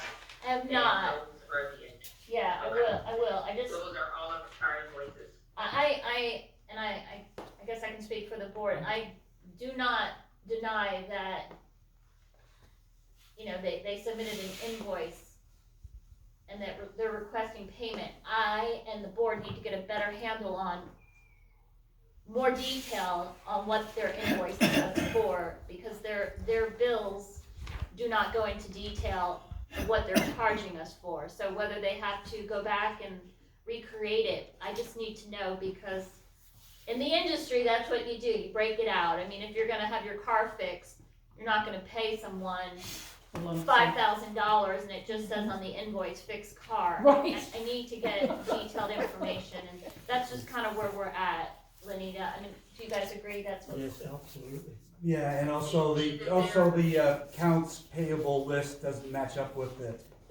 statement from the company. There's a discrepancy there, something of an invoice, so Lori's got something off here, so that needs to be reviewed before we authorize any payments. Please send that in a question, because one of the things they're asking for is any questions you may have for the invoice. If we can't do a meeting, Pat, you know that request has come about. So let's try to clarify that as much I would as give them black and white. possible. And just let me know your availability, if Yeah. whoever wants to be on the call. I don't care if it's Alan, Patty, Mark, whoever wants to be on the call and lead that mission. Let's clarify that. Okay, yeah, because I think they're close to. We'll set up a meeting, we'll go ahead, we're happy to, you know, or you can set it up, we just need at least like a 72-hour notice for that. Okay. So just, give us some times and we'll get back with you. Okay, cool. Thank you. Yep. Any other invoices? Any other invoices? That is that's all the invoices I have right now. Now, I know you guys need to get paid, you guys haven't been paid, have you? Yeah. No, we have not been paid. Our invoice will be coming forward, but I didn't see that on the list. Yeah. We held back, sending our invoice until you were able to pay it. Okay. So now that we're able to pay it, Yes, we're that's bringing fine, it forward. Somebody knows. I just like to bring up, I'm sorry? That has invoices. I actually have just sent a list that has additional invoices. Evidently, it was cut off when I sent it. But actually, Patty, it's the same list that I've been sending you for several months. So, but all the stuff is on that new list. Several months, I just got on the board 1 month ago.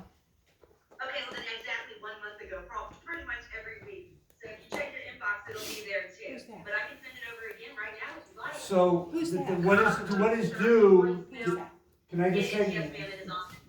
Can I just, Tammy Peters.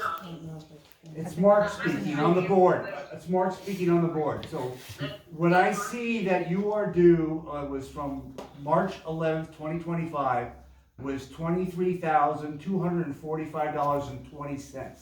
So is that what was due at that time? That's correct. That's up until through February, right, Christy? From November, the end of November through the end of February? Yes, ma'am. Thank you. Okay. Anything else on that list, Christy, that I didn't mention? Apologies. That's okay. There was the Accenture invoice for $23,245.20. It covers November, December, January, and February. Excuse me. It covers a portion of November, a prorated portion. We also received an invoice from Grintag for chlorine back on December 9th of 2024. That's $838.50.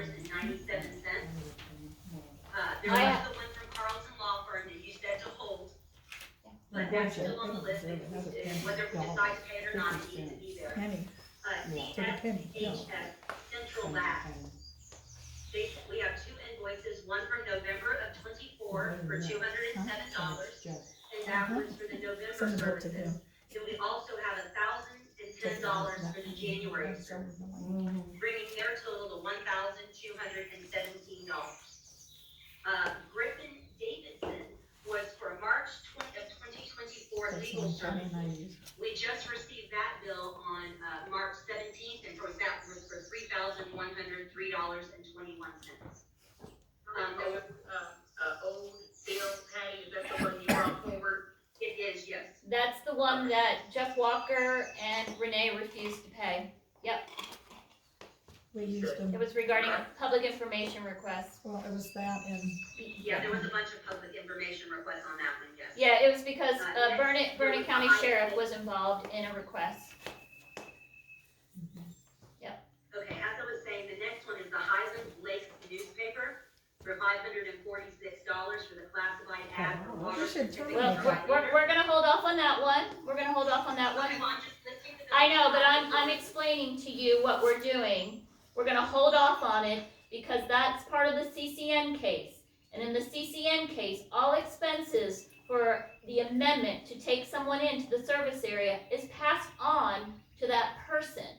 So we need to go back and we need to look at attorney fees, administrative fees, fees that have to do with posting in the newspaper.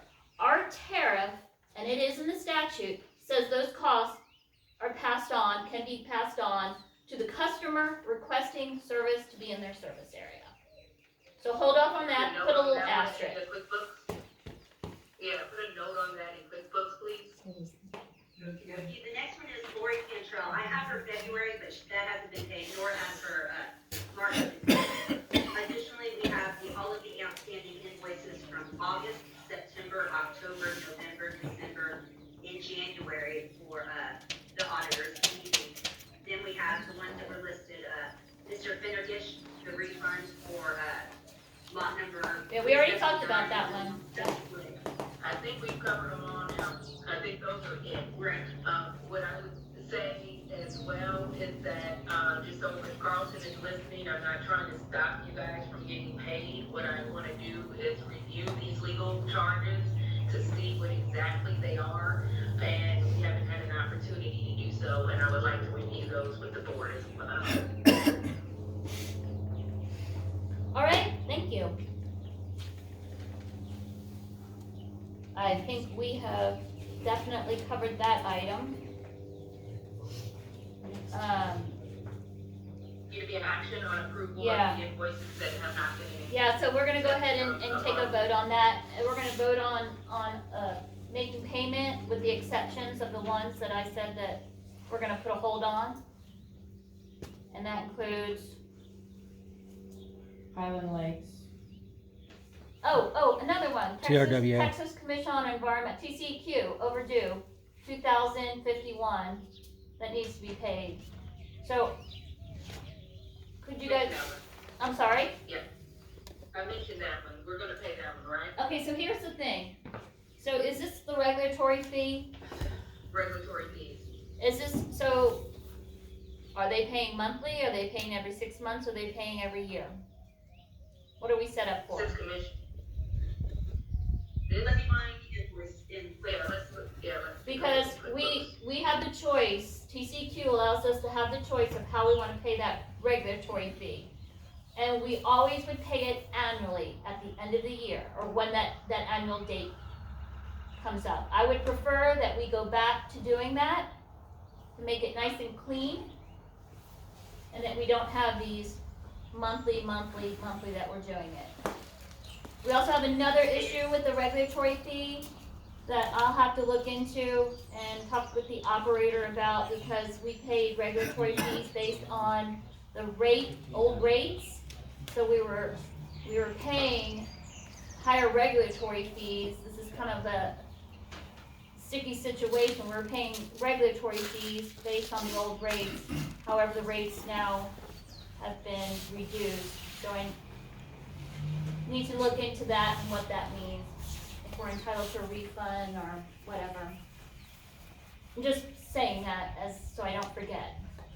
But we're gonna. So, Pat, so I understand, so you wanna pay this, so you haven't given us access to the bank account yet, so I'm assuming that you'll be paying these bills or someone on the board? That is 100% correct. I'm gonna be paying those along with Alan. If you could please let me know, then when you cut the checks, then I can actually clear them out of the system so the accounting is up to date. I'm pretty sure I've been, okay, we'll do. No, I've been catching it when they clear the bank. So unfortunately, I haven't known, so yeah. Well, there's only been 3. We've only written 3, so don't make it seem like it's a whole bunch. We've only written 3 checks. 1 for the postage to send out our mailing, 1 for the accountants, and the other one was so our RSV, so they, or I'm sorry, the website, so they weren't going to shut down our website because no one had been paying for our website, and they were days away from shutting it down. So I paid that. All of these have been sent to you, and then RSV for the postcards. They were paid, and I'm pretty sure I informed you as soon as they were paid. I sent you information on that. But I digress. Okay, well, you know what? We're not going to split hairs here. We're going to go ahead. The board is going to take action to vote on paying the bill. So let's stop that conversation. We're going to pay. We are going to take a vote to make have payment of all the listed items right there, with the exception of the TRWA. I'm sorry, TRWA. And then I need to look, we're gonna, the exception of refunding Fine-Gish, and then the, Montemeyer, the accountant, we're gonna put that one on hold. And so the ones that we're going to authorize are Anser, and the Carlton firm. But the lab, Griffith Davis, that hasn't been paid in over a year. Highland Lakes, we're gonna put that on hold until we can get some clarification on that one. LCRA, and David, which LCRA did you pay? It's past due, so it's $642. March is gonna be coming up due in January, February. Well, we have 2 on here for LCRA. We have a $642.74, and we have a 6. Those are paid. Those are paid. Okay. All right. I second the motion. I haven't made it yet. All right, I'm gonna make a motion that we go ahead and we get all these taken care of, and we get payment out as soon as possible for these vendors. Do I have a second? Mark seconds. All those in favor, vote aye. Aye. Okay, motion passes. We will get these paid. And just as a side note, we will be doing this. The board needs to address these in front of you all. Community, so. Community, so you all know what we're doing. Okay, so, all right, great. All right, now I believe. And just to let you know, we wanted to add this to the agenda, so this is what we do at every other project, every other place like this, is that it has complete transparency of what's getting paid by the members prior to payment. Great point. I agree. That's what we're gonna do. Take that to the bank. All right, number 8, discussion on temporary manager rate increase. I think that one's already been discussed. Lanita, I think that. Okay, number 9 is discussion and possible action on operations and billing services contracts and proposal. Let's see, hang on just a second. No. We have, I don't think I have it. Oh, yeah, I do. I'm sorry. Hang on just a second, everybody. Oh, she hasn't used that yet? Sure. Oh, what if we should make a complaint?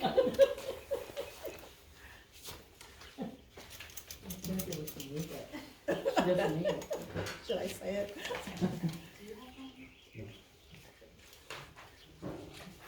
Okay. Josie, will you pass this out to everybody? Thank you. I need you to sit here. Thank you. Okay, so we are kind of looking at services for the operator. what would probably be in the best interest of our utility, our members, the ratepayers, and we've done an analysis of comparing operator services. Both in my opinion, just my opinion, but both provide excellent services. David, awesome job. And I've had conversations with them. But we wanted to break it down side by side because we do operate on a very limited budget. I don't even know if we have one right now, but. So what we did is we put this together to kind of compare apples to apples. And you can look at it and you can see what the hourly rates are and the charges and travel and local presence. I think we did meet with the operator. He came out here. Mark and I met with him a couple of times, well, one time, and then I think he came out again. And one thing that really kind of impressed us is, you know, they both have Curtis, who is the owner and the operator of Spicewood Utility Services. He's local. He lives down the street. He does some WSCs down the street, double horn, I want to say. I think I may have lost connection.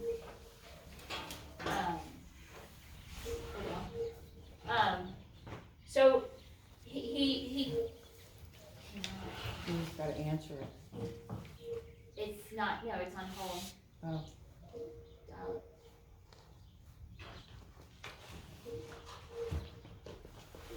Let me try that one more time. Sorry, this is difficult when you have Teams meetings.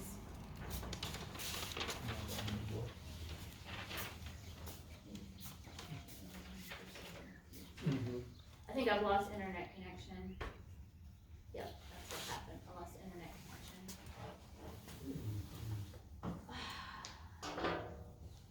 Yeah. There's a lot of that going around. What's that? Internet connection, a lot of that. No, I've been having trouble with mine. I get on that hot spot. Sorry, guys. Well, I have it. It's not. Okay, we'll try it again. So as I was saying, I think we're there. Okay, we connect. All right, we're back on. We lost the internet. The challenges of using a cell phone or Wi-Fi. Okay, so anyways, with that being said, you guys can look at this, but one thing that we were impressed with, like I said, U.S. Water Service Corp, utmost respect for David and U.S. Water Service Corp. But these guys are local. We talked to them about the challenges we're having, and that's when Curtis, the operator, said, well, just so happens one of the guys working for us is Larry Black. And if anybody was a member here 10 years ago, Larry Black was one of our operators. And so Larry came out here, I met with him and Mark, and if anyone knows the system inside out, it's Larry. Larry can tell you where every meter is. Larry can tell you what's wrong with it, when it was put in, the year, you name it, he knows it. He worked out here for 7 years, knows the wastewater treatment plant. So he's kind of, he can come in here and he can hit the ground running, and knows who put in a lot of these components and is familiar with all the vendors. They are very aggressive in their rates. They do provide billing services.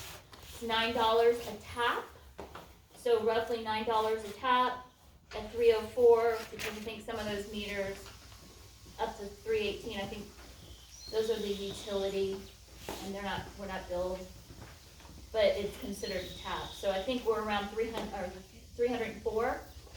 So that would be, the billing would be roughly around $2,700 that we would be charged for billing services in addition to the $8,300. So you're around $10,000, $11,000. Of course, there are additional costs too, but you'll have everything under one umbrella, billing and operator. together, and it, just going through it, I checked his references. Of course, we have someone who is a homeowner that has worked for him for years, and as you stated, and I think this, for me, I don't know how you guys feel, but I think it's a right fit for us. Not that U.S. Water Corp hasn't done an excellent job to help us get up and going. I think in terms of moving forward, we need someone that we know we can have here for years and years, and that is local, and you have Larry with it too, that has the experience, that he can hit that ground running.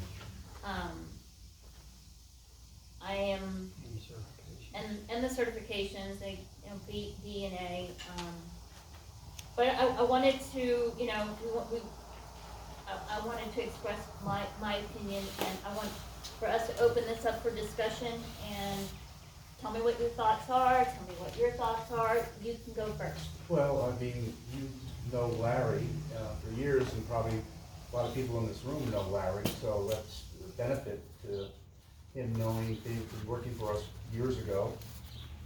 Is an advantage to a lot of the situations that unfortunately David is playing catch up to, you know, to understand and define. And also it seems like they're a little bit more expensive than what the other company would be. So that's in the consideration we have to make, you know, because we all know that we're suffering financial difficulties due to the past previous board. And we have to make decisions that are going to be well-rounded and financially beneficial, and also security, the fact that there's somebody that knows the system so well and that was serviced here many years. And I think he was personal friends to some of you, so that's very important too. I mean, not personal friends, but friends through that way of working for us that way. I think Larry has my opinion, everybody in the community had a good rapport with him. Comments? I go along with Mark, but I'd like to add too, the bookkeeping services. Yeah. They use the same program, right, that we're currently on. RBS. And. RBS. Oh, yeah. RBS. And they use more of the bells and whistles where we'll get more accurate reports. Is that correct in understanding? There's a lot of features with RBS, and they use those additional features. If we get the whole package deal with both, if we bring them. Yeah, Can we say anything? yeah, well, I was gonna say, so he works in Travis County, he works, at Travis County PUA, Public Utility, he works there, and Double Horn WC, another WSC up the highway, years experience in the industry. I mean, his resume speaks for himself. If you go on TCQ's website, I mean, the classes just go on and on and on and on, and all his certifications. Just a really good guy, and I think it's a no-brainer having I mean, somebody local. it's nothing negative towards U.S. Water Corp. This is strictly just business and looking at the bottom line, and having someone local. I think it's a no-brainer that we get the billing, that we can get it all under one roof. Yeah. One place. TCQ spoke highly when I talked to TCQ. They, you know, very well. And I mean, David, you know your stuff inside out. This is great. What you've done. This is nothing personal. This is just looking out for the best interest of this utility. Imagine that, looking out for the best interest of it. Great pay. Just so you know, U.S. Water has moved you guys in a much further direction for not even charging for it than you've ever been. I mean, even with the cap that I've seen that you've been in the past where I've looked at things, and the capital that he's already highlighted and the information he's brought to bear is going to be helpful with whatever path you guys go forward on. Yeah, no denying that, Lanita. Absolutely. No doubt. Excellent job. Jumped in, helped out immediately in a very unfortunate situation with AWR. And for that, my gratitude. I'm very thankful for all the work they've done. Any more comments from anybody? David, would you like to say anything? Yeah, please tell us your No, thoughts. just tell us your thoughts. We serve at the will of the board. We're here to help, and all, whatever works for you all, I'm fine with it. Okay. I mean, we don't want to be a hindrance to anybody, so we're here to help. Is someone speaking? That was David. Oh, It's Mark from the board. I asked David if he had any comments or concerns that he would like to have us speak on behalf of the company or anything else. And he said no, that he was here to serve us in any ability that he could. Thank you, David. David. And just to let you know, that they did have mobilization and demo, there will be demo costs if they are, they have to leave out of Windermere. But we'll let you know that they have been extremely helpful. I think that whatever direction you guys go to, you're gonna be served very well. But again, kudos to US Water, and I am hoping for the best for Windermere in whatever direction they decide to go. Thank you. Yeah, thank you. I mean, new beginnings, new board, we're taking care of the system, we're putting them first. And, everything else the previous boards have put as a priority, we're not even in the arena to consider. So yeah. So in regards to transition planning, Patty, if the board is determined to transition out, we need to put together a transition plan for all services in which Spicewood would be taking over. Yeah, I would like to bring them on and have them work with David and US Water Corp. So they can work with each other. We're gonna do that for 30 days. Yeah, so that's my feeling, is to get them up to speed on what's going on, what US Water Corp has done. Yes? Yeah, the agreement requires 30 days. Yeah. Yeah.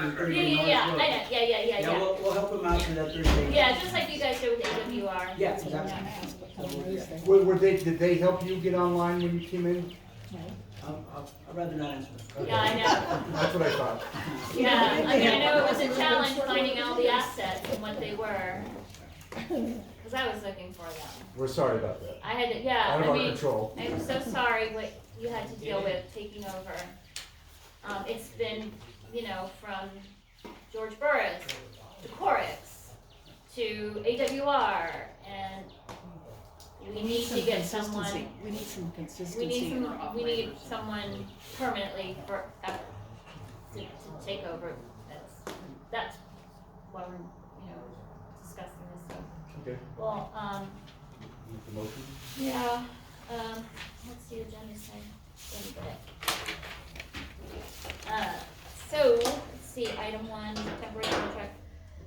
So actually, it's temporary contract with US Water Corp is A. B is proposal from Spicewood Utility Services for operator services, of which I think you were given a contract. I know Lanita, I think I gave you the contract too. Do you guys have a copy of it? I think I gave it to you. I would caution that I would like to review the contract prior to execution. Yeah. Okay, here it is.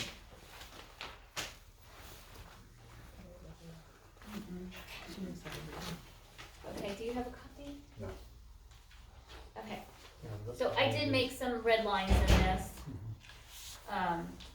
Lanita, I made red lines in it, but I think we're, and I will send that to you, I just made it today. But we. Great, if you send me the red line version. Yeah. If you wanna approve based on, The red line version, which, yeah, I mean, and so the red line version is. Yeah, I mean, I've read it, I don't need a copy. Yeah, it's just minor things, and then, we do want to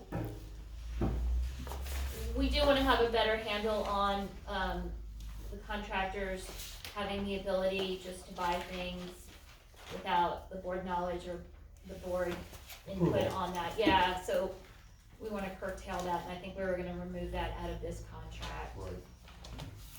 That's what we did with US Water's contract, they get permission Yeah. first in every regard, yeah. Yeah, so that's what we're doing, we're removing that, there was a section on that, so we're not gonna allow them to have that authority.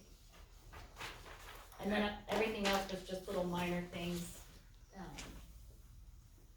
All right, well, I guess let's look at the agenda, what the agenda said, and A is temporary contract with the U.S. Water Corp. So I'm gonna make a motion based on, well, let's jump out of line here. Let's go to B and let's look at the proposal for the Spicewood Utility Service for operator services.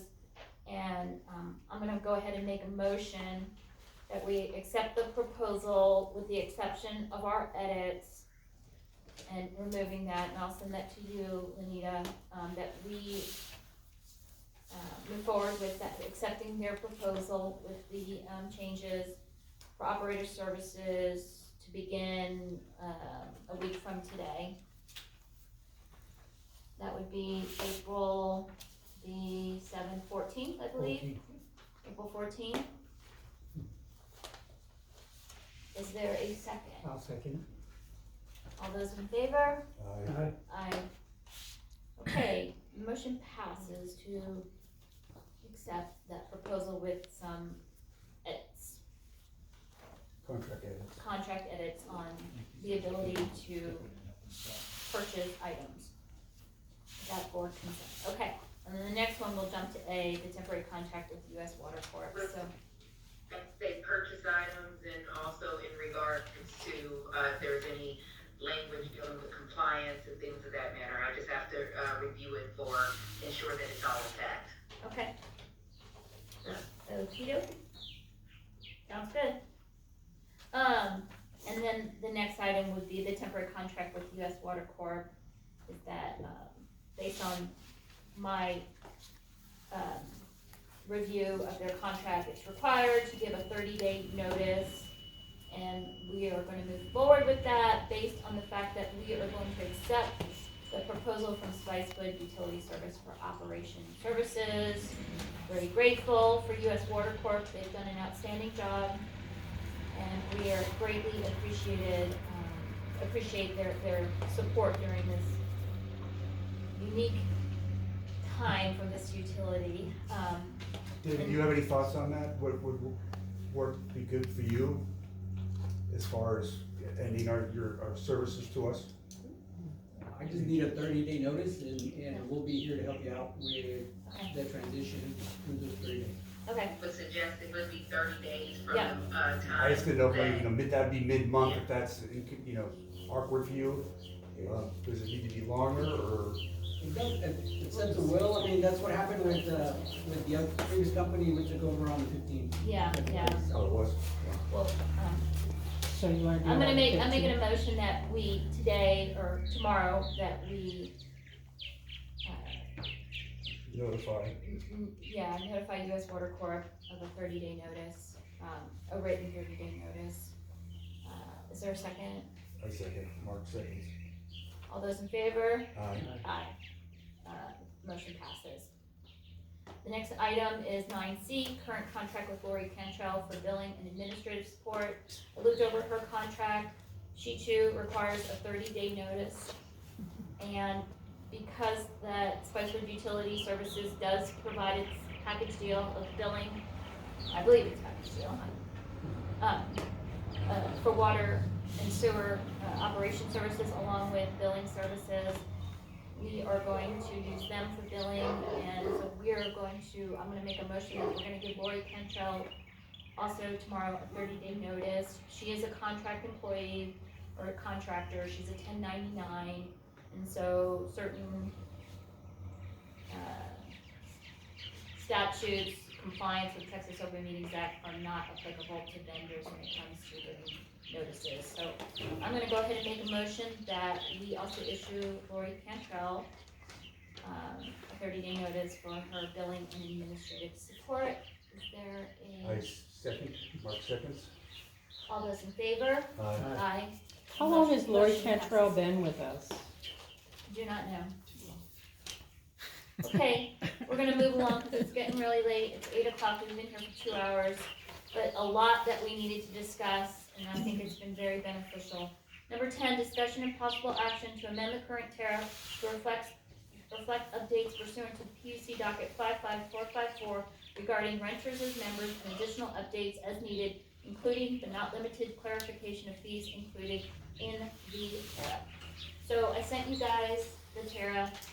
I went ahead and here is a copy of all the changes that are the red line, and so I just printed all the red line changes in it. The only changes, well, I take it back, the changes in it are applicable to renters because out of the compliance docket, that docket that Jeff Walker signed that agreement, out of that, it was decided that, or ruled, that renters must be members. And the reason why is in Texas Water Code Statute 13, as a nonprofit water supply corporation, anyone that takes water service shall be a member. And there really is nothing that prevents a renter from not being a member, as long as they pay their membership fee. I wasn't involved in that. That was Jeff Walker and the PUC attorney, and I'm just following through with the PUC order that states we need to update our tariff to allow renters to become members. Now, if they choose not to, then they can't be under an alternate billing agreement like they are right now. The owner must pay that water bill, and however it's done, but they can't like overcharge them for water because then they'll be acting like a utility. So they can only charge them what their water bill is for, and they may lose money, because it's a set rent, I guess, or but that I guess has to be worked out with the renter and the landlord, but they can't charge them anything over what their water utility bill is. So, but they can be a member if they choose to. That's completely up to them.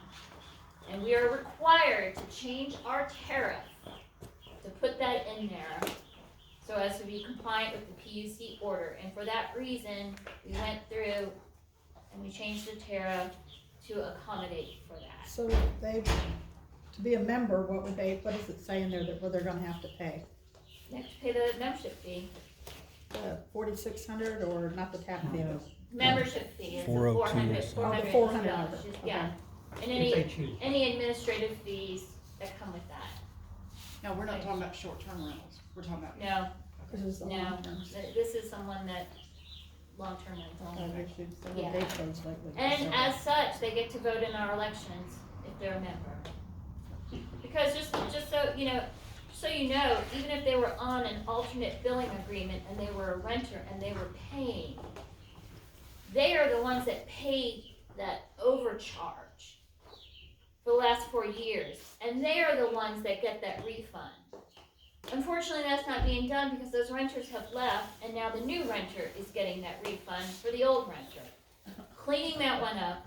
Or we have landlords that are selling, the home. They're not renting anymore, and the landlord's getting it. Well, the landlord didn't pay it.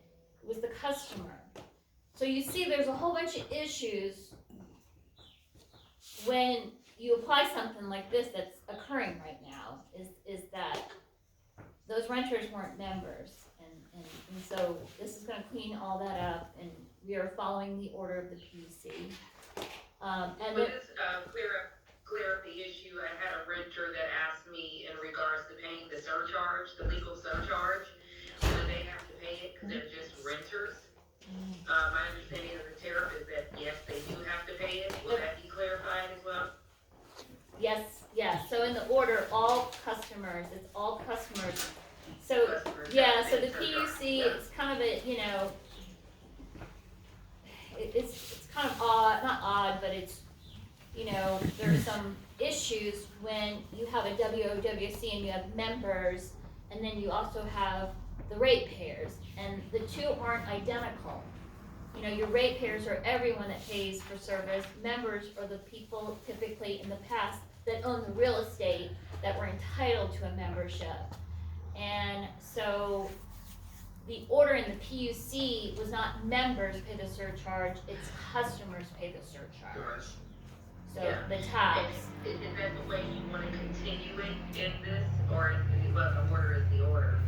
so the order is order, we have to be compliant with the order, and so, you know, in another situation is because, you know, it's a moving target, so to speak, they use 271 as the number to determine the rates and the refunds and surcharges. We don't have that number anymore.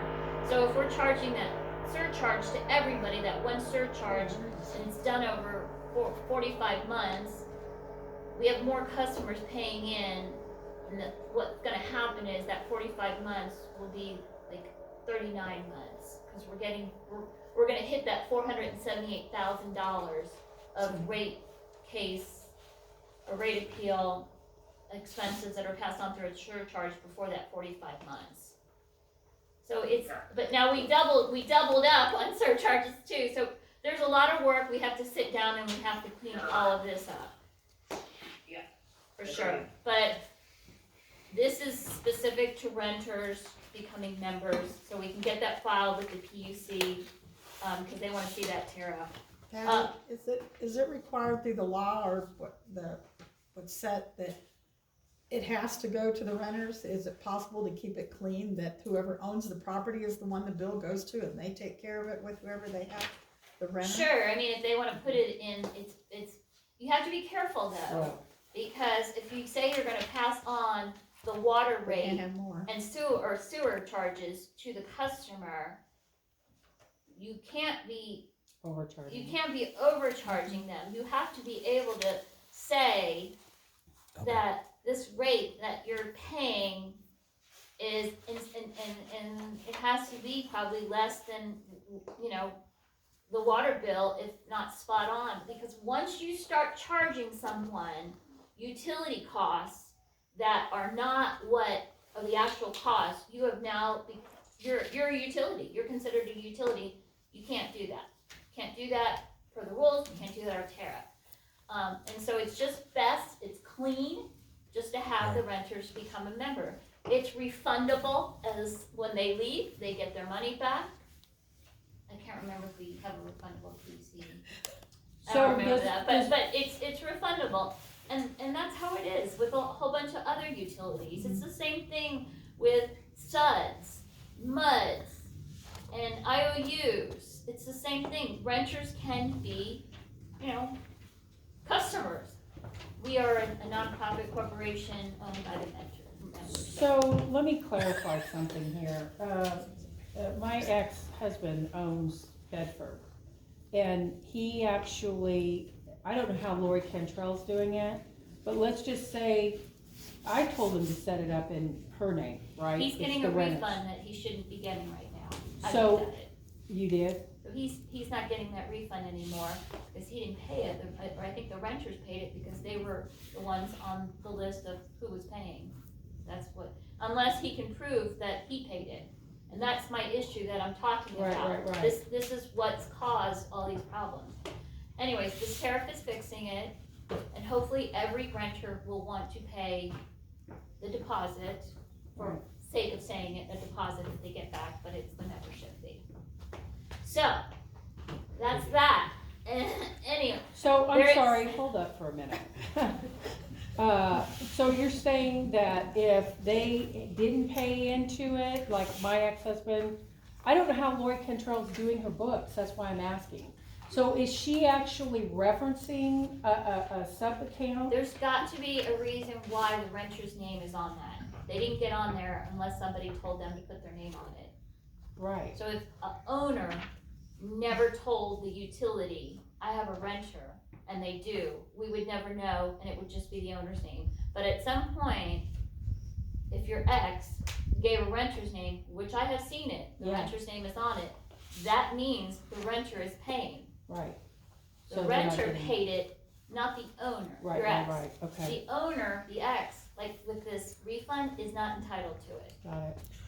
The member should now be the renter, keeping it clean. Right. If they move out, you know, and if they cause damage, that's another. Don't want to go down that road right now. We'll talk about that when we have further an understanding of that. One other thing that we're changing, or two other things that we're changing, and I'm going to read this. And I'm sorry that we're going so long, but this is a must. I have to read this. And we're going to clarify this. Under our current tariff, the WOWSC tariff, the equity buy-in fee is assessed per service unit. The tariff clearly states, each applicant for new service where a new service tap is necessary shall be required to achieve parity with the contributions to the construction of the corporation's facility capacities that have been made previously by the existing members. This fee shall be assessed prior to providing or reserving service on a per service unit basis for each property. Understand equity buy-in fee is for new development only, new homes. In the utility industry, it's a standard practice, David, you could probably chime in on this one, to charge separate fees for water and sewer services for equity buy-in fees. WCs call them equity buy-in fees. Most utilities call them impact fees. So these are typically referred to as impact fees. A customer who connects to both water and sewer system is expected to pay one fee for the water system and one fee for the sewer service because they're different services. Because each system requires separate infrastructure, maintenance, and capital investment. Unfortunately, the WOWC has not properly been enforcing the tariff. Instead, the WOWC has been charging a flat $4,600 equity buy-in fee regardless of whether the customer takes both water and sewer service, water-only service, or sewer-only service. This practice does not comply with our tariff because it ignores the requirement that equity buy-in fee be assessed per service unit. A water tap and a sewer tap are separate service units. Each requires its own infrastructure and capacity contribution. By charging a single $4,600 fee, we are effectively giving a discount to customers who take both water and sewer service compared to what the tariff requires. So it shortchanges us. It has for quite some time, adding to our financial mismanagement. And because the full cost of buying into the infrastructure is not properly recovered. So I don't even know if there has to be a vote here. It's just enforcing our tariff, Right. which we haven't been doing. Similar to the one tap per structure. We need to start enforcing our tariff. So, I mean, I guess our vote would be to, when we, vote on these tariff changes, that's included in our vote. So we're accepting that the members, renters can be members, and we're changing that. Instead of $4,600, they get charged twice that. It's twice that, and it's been there for the last 10 years or so. That $4,600. The other item that we're changing is that there is a provision. I sent it to you guys to look at. Well, before you go on, I really would like to address the builder that's in We're not going to do that right now, Josie. We're not going to do that. I want the information for the builder if we're gonna go back and charge him. What? I don't think we Can't go backwards. Yeah, we can't. We're You gonna can put just that one in go the parking from- lot right now. From today forward. And so, Well, she said it was in our tariffs the whole time. so, Right, but okay, you- gotta move forward here, Can't go The other retroactive. change that we would like to do is that we want to remove, there is actually, a section in our tariff that talks about, Page 21. is it page 21? I'm not sure if that's what you're talking about. No, it has to do with, there's a couple of them, okay. This is grinder pumps, sharing grinder pumps. Corporation recognizes some grinder pump installations were done in previous years that created shared pumps, but want to acknowledge that the WOWC board voted that installation prior to January 17, 2014 would be allowed to continue to operate without disconnection until such time that the shared pump would need to be replaced or creates a health risk. At such time, each member would be required to install their own individual customer-owned equipment and would be required to get approval of that equipment from the WOWC management or its general manager. It is the customer's responsibility to install, maintain, and efficiently operate all components from point generation that is housed to the corporation's collection main. We are removing that. We are not allowing sharing of Grinder pumps. not grinder pumps. It's sewer all, yeah, I mean, we have to make sure that these people have grinder pumps too. There's some people out there who don't have grinder pumps. And, because they feel like they don't need it, and we don't inspect. We don't really inspect, that we just read the meters. We don't go around and inspect, and there's nothing to inspect and pulling that up where the grinder pump is. And If there is one. is one, and it doesn't, they don't have meters on it. Grinder pumps don't have meters, so, yeah, so no more of the sharing, we've removed that, that was put in by the Pat Mulligan, Dana Martin board, and most of those people are in the airport that I know of. And most So- of those people are sharing. and they're sharing. Getting rid of that. Okay, and then the last one was, and it's in conflict with the, our tariff, that putting that in there. The last one we're getting rid of, which is, in my opinion, just crazy. We are allowing, and I know it's in some tariffs and utilities, but we're not gonna have it in ours, is we currently allow an RV to hook up to our water system. Someone parks it at someone's place, put a hose, and they can be hooked up 24/7 for 3 months. For 3 months, they're allowed to have their RV connected. It's in our But we tariff. don't allow them to park on the property. 72 hours in the Yeah, we have POA. 72 hours in the POA, POA. remember, our service area takes in other communities. Right, I And know, I but don't I'm just know saying what- on the POA side. Yeah, Probably if someone was getting a hangar built and they were living in an RV. Yeah, the hangar side, okay. I'm just Yeah. trying to clarify the POA side. yeah, I don't know where I have that, but we're gonna remove that, we're gonna vote for that.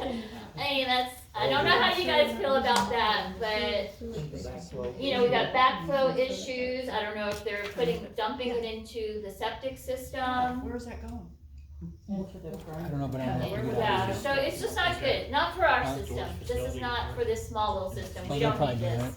Yeah. Yeah, 'cause that's where the problem And is. it's hard to monitor. And if you don't allow it, and you see someone doing it, it's easy to monitor. You know they can't be doing that, so. All right, any other discussion on that one? Crazy some of the stuff we've discovered. Okay, I'm gonna make a motion that we accept all those changes and, we approve the tariff to allow for renters to be members in compliance with the PUC docket and order, that we remove the hooking up an RV for 3 months, minor administrative changes, and that people may share sewer service. Before you say, are you gonna say 3 months, or are you gonna give it a limited change? Removing it altogether, Okay, being removed altogether, we don't, it sounded a little ambiguous when you said 3 months, you said at all, you should say. we're removing 3 months. Yeah, Right. it said 3. No, don't say remove 3 months, say remove period. We're removing the whole section. Delete This the is whole troublemaker. thing. This is Right, troublemaker. yeah, that's what I'm trying to say. do It won't be there anymore. Poof. So is there a motion on the table? Yes, there Yeah, is. no, I haven't, yeah, that's so, finished The sun's going down and I gotta get out of here. The cats are out. oh goodness gracious. All right, I make that motion, I second. all those in favor? Have to finish the Aye. camera. Okay, that motion passes, I'll leave we're it. gonna update that. And then, Got the table. so the fire hydrants. This, I don't even know if we look, hurry up and tell us as quickly as possible. Y'all know the fire hydrant was put in without any engineering studies, installed by people who aren't licensed. Was not put in to benefit this community, was put in for new development down the road. The fire hydrant water has been turned off. It has been turned off going across the street to Manigan, Mulligan, whatever his name is. I spoke to the fire chief. Well, it doesn't have water, so. Yeah. I spoke to the fire chief, I asked him, did anyone from Windermere approach you when this fire hydrant was put in and asked for any input? Have y'all done any flow test on it or anything? He said nobody, he remembers somebody, Walker, coming to him and talking about something, but he didn't remember what it was. He told me that they really wouldn't be using that fire hydrant because they understand when I explained to him how George had said if you shut it on, shut it off, we could have a hammer effect, which we did a couple of years ago in the freeze and broke lines. He said, that's absolutely right. I said, did you ever receive keys from from Walker? He said, he put those locks on and he gave the fire department a key in case they did need to use the fire plug. He said, no. He said, if we'd have put a lock on it, we'd have put a universal lock that any fire department in the area could have used it. So he said, we just stayed away from it. He said, there's no issues with him and the fire department. He's gonna put it out to the community that plug is now inactive. And, going forward, we'll have the new operator come in and take a look at it and see what exactly needs to be done. It could just be shut off until we get the pump or the plant built up to where it Yeah, can be. so so it's painted black to comply with the rules that if it's not operational, it has to be painted black, but, what our real concern is that it's a new 6-inch line that runs Exeter tying into a 6-inch line that was put in the 70s, 80s maybe. And so, you know, the pressure, the PSI is on that fire hydrant, and what it's gonna do tying into, what is that, 40, 50, I don't know, 50-year-old lines, 40-year-old lines, you know, give or take, a decade or two. The potential of the damage, we cannot sacrifice that. And the chief understood that. He said, yeah, we don't wanna be held responsible, because through some fire code, they could be held responsible by their actions, turning it on, pumping water, if it filters back and damages the plant. Well, we know it did happen, when they were Spectrum was taking water out, we had some issues. And It's just a George safe- Burris stated in the meeting before, he said it could be Catastrophic. flawless or be catastrophic, and it turned out to be catastrophic. So the bottom line was, they had no issues with it, basically, we're good with that, we'll put it out to the Yeah. rest of the community. Now, we do have another fire hydrant. Bobby, where are you? Bobby's not here. And we do have another fire hydrant that should be operational, that's right behind the water plant, that's hidden now by bushes, so no one probably knows where it's at. AWR said it's not operational. So we need to take a look at that, because that is right next to the plant. I'm hoping that wouldn't be as severe on the lines, you know, as opposed to one being that far away. So yeah, we need to get that one up and going Did and you ever find out. know that or ever look at it? Yeah, I know where it's at. We took inventory of both of the hydrants, but they're not fire rated hydrants. They're not? No. No, and if I've been watching you, y'all are considering doing that, you guys aren't exempt by tort. So that means that you would have to pay for your own insurance in case, you say that's a fire hydrant. You allow the fire department to hook up as a fire hydrant, and they take water from there and a house burns down, guess who's liable? Yep. It's shut off. It's your water shut Well, off. we need to, this one needs to be painted told- black. Yeah, I had already told our operator to go get the paint black. Did you guys paint it black? I don't know if it's been I think painted we or did, not. we I did. painted Yeah, that we one did. after black. Yeah, That one- I witnessed that one you. black That and one white. needs to be painted black. Okay. we'll Yes. do that. I'll take care of Black that. paint is neighborhood. Well, and I know people Dave, don't I'll take like, care of that, just so I you know know. y'all don't wanna hear this, cause it's a sensitive issue, but we are not required to provide fire suppression. As a water supply corporation, besides we are, it's not a requirement. And I know some people are like, but we're not. But if we are, we have to do like what David said, and it's compliance. And we need to be prepared, and if we're gonna do that, insurance, everything, Those are we flush have to be valves. compliant, and we gotta Good, get good going. enough. So it'll be So- something to look into for the community, And most of because them don't work. everybody's personal insurance for their own homes for fire, Or flush valve. that would help the rate come down if you're only a mile away from a fire hydrant or half a mile. You know, insurance companies do look at that, so we I'm need to gonna look get at out of that in the future to see if Will we you put that turn on this our off list and of give things us to some- do. Well, they do, and I You will don't even have to confirm turn it that, off. if they do that. Yeah. When Hey, this is over. what about all the I things mean, this is over. that they painted? Fire plugs. Press that button, and that's it.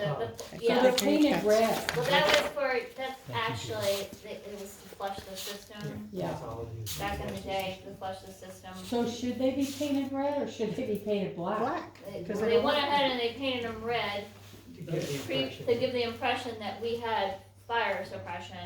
We need to go back and we need to paint them black. So they are not at all to be used for fire suppression. Those are for water quality. Is that what, yeah, to, They're designed to flush the system to Yep. keep the water fresh. yep.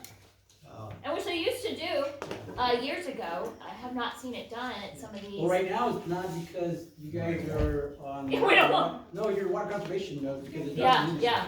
Even though that says it's 2.5 out there, there's not a 2.5 in your DCP. Yep. So I don't know why it's 2.5. Yep. Because you still have What's it supposed to say out there, 2? 2, yeah. Yeah, Yeah. so lots of things that we have to do. Thank you. I don't think we really need to Thanks, vote. David. No, you're welcome, thank you. Yeah, okay, great. Great information. And then the next one is discussion on the TCQ FMT capacity study and update on required annual TCQ reports. I guess, did we cover all of that? Lanita, David? We covered a lot in regards to the TCEQ reports. One thing I would say in regards to the TCEQ FMT capacity assessment, Carlos Rubenstein and Anser Advisory asked the TRWA, which is a statewide educational and trade association, to come out and assist Windermere in doing an FMT study to see what improvements would be needed at the utility. With that, we had questionnaires to fill out, information to plug in. There was a tour evaluation, and they're going to do a report for us. But I wanted to turn it over to David to give a little bit more color to what happened on April 1st. David, the financier person? No, David, right there. Oh, All right. I mentioned it earlier when I was up here. Jason came by. They do have video page questionnaire. I'm reading for the page. I know, I worked on it. Yeah. I see But it. they have a questionnaire that goes really into detail. It starts out with, of course, the managerial side, the board, and whether you have all kinds of policies and procedures in place. That one I did not answer, but we gave a tour of the facility. They asked questions about the capacity, the water rights, contract, all that. So they got a lot of good information from the water side, of course. They took some information on the wastewater side, because they look at both. And they're gonna put a report together to come back to you on, let you know where some of the strengths in the system, some of your weaknesses in the system, and where are some opportunities that you all can take right now to make the system more efficient. So I'm pretty sure you're gonna take them a few days. They were here last Monday, so it's been a week now since they were here. So I'm hoping to get to see it here in the next couple of weeks. I know Jason, I work with him too, so if he doesn't, I can always follow up with him. Yeah. So that's here, but they actually, Jason was familiar with the system. He said he had already been out here so back in the day, so I guess he said. They're all familiar with this system. Yeah, he said, it's been a while since I've been out here, and I said, okay, so you have some understanding. But he hadn't seen the try myself, so he was out here before. So that was something different. I have a question, Yes. David. When y'all got together, there was no board member there with y'all, and that's no reflection on you. No. Did any of y'all know about this? Informed Patty that they were coming, yes. Oh, I don't believe I was. I didn't see anything on I that. was just wondering that, since none of us knew, No, and again, it's no reflection on you guys, but I think one of us may have been able to, should have been able to walk around. Okay, again, we're butting heads. Right, okay, all right, awesome. You may have forgotten, Patty, but we did discuss that they were coming out a couple times. But they did provide good information to study, and if they need to come out again, then you can be there present. That would be great. Okay, I don't think there's any, just discussion. The next one is discussion of the 2025 budget. Lanita, have y'all worked on that, or no, or? Discussion on the budget would have still been increasing the rate. So what we have to do now, what I'm gonna provide the board, and I think I spoke to it a little bit earlier, is how your funds are gonna look like in the bank account without the revenue that you need to cover expenses. And we're gonna do that through May, at least, just so you know how the bank account is being impacted. So right now, it's just paying the monies available, paying the expenses, but you have to realize that we don't have enough monies to pay the expenses coming in with revenues. Well, I would challenge that one, but that we can put that one in the parking lot too. I have different. It's really nothing, it's nothing to challenge, Jack, we've gone through these numbers over and over again, but I think we should sit down and you're welcome to sit down as well, Alan, to look at how much is coming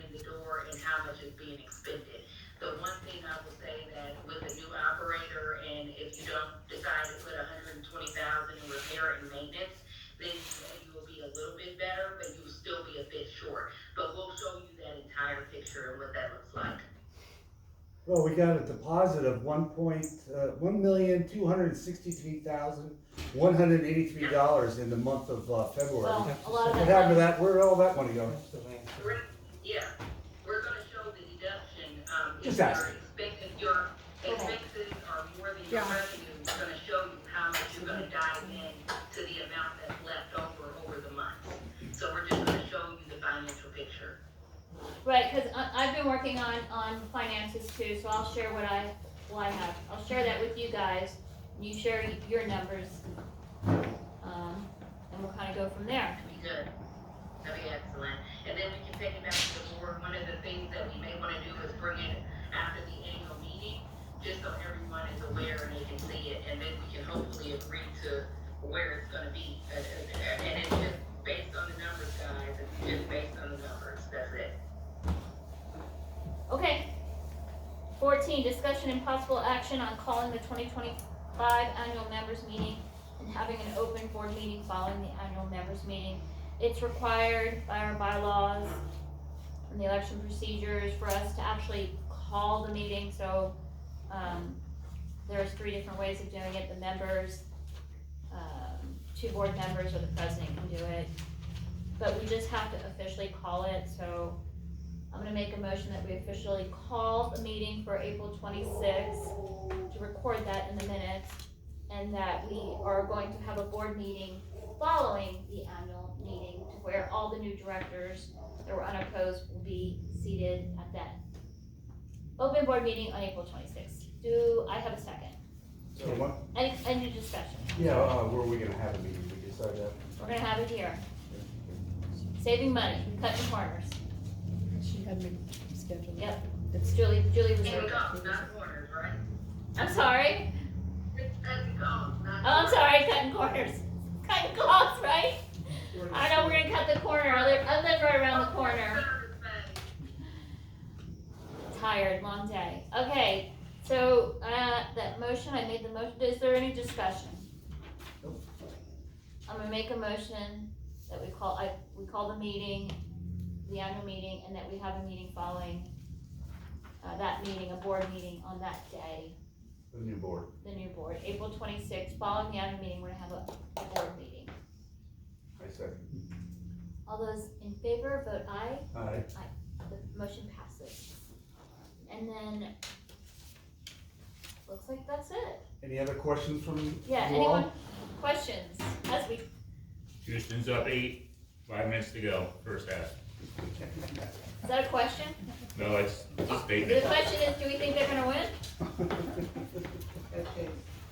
All right, I'm gonna go ahead and call the meeting at 8:25 on Monday, April 7th, 2025. Thank you, everyone, thank you, Lanita. Okay, all right.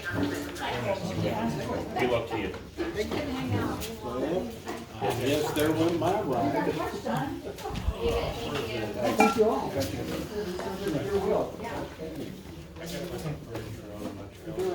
Yeah, for sure. Are you here every day? No, I've been trying to come every week. Every other week? Real good. Yeah, real good. How long is that take?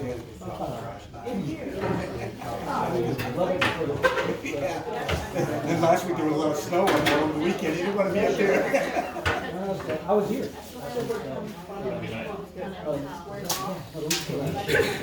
What did that do? Up in Amarillo? I was there. 7 inches of snow over the weekend. It's just like. Thank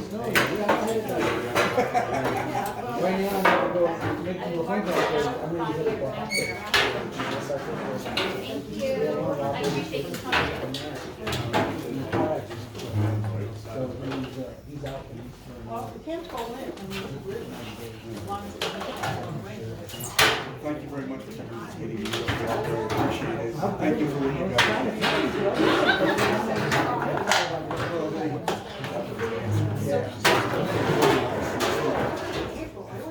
Thank you very much.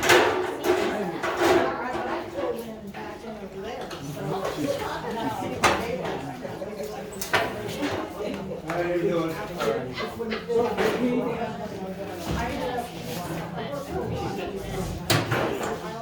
So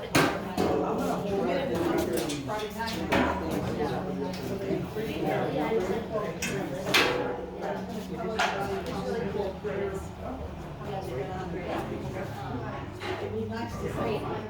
you spending the night? You're not driving back to the No, valley? I'm spending the night, I just want to let you know that I gotta make a call right now, and see if I'm headed to barrier next right now. Then you go where they tell you to. Well, we have, that's part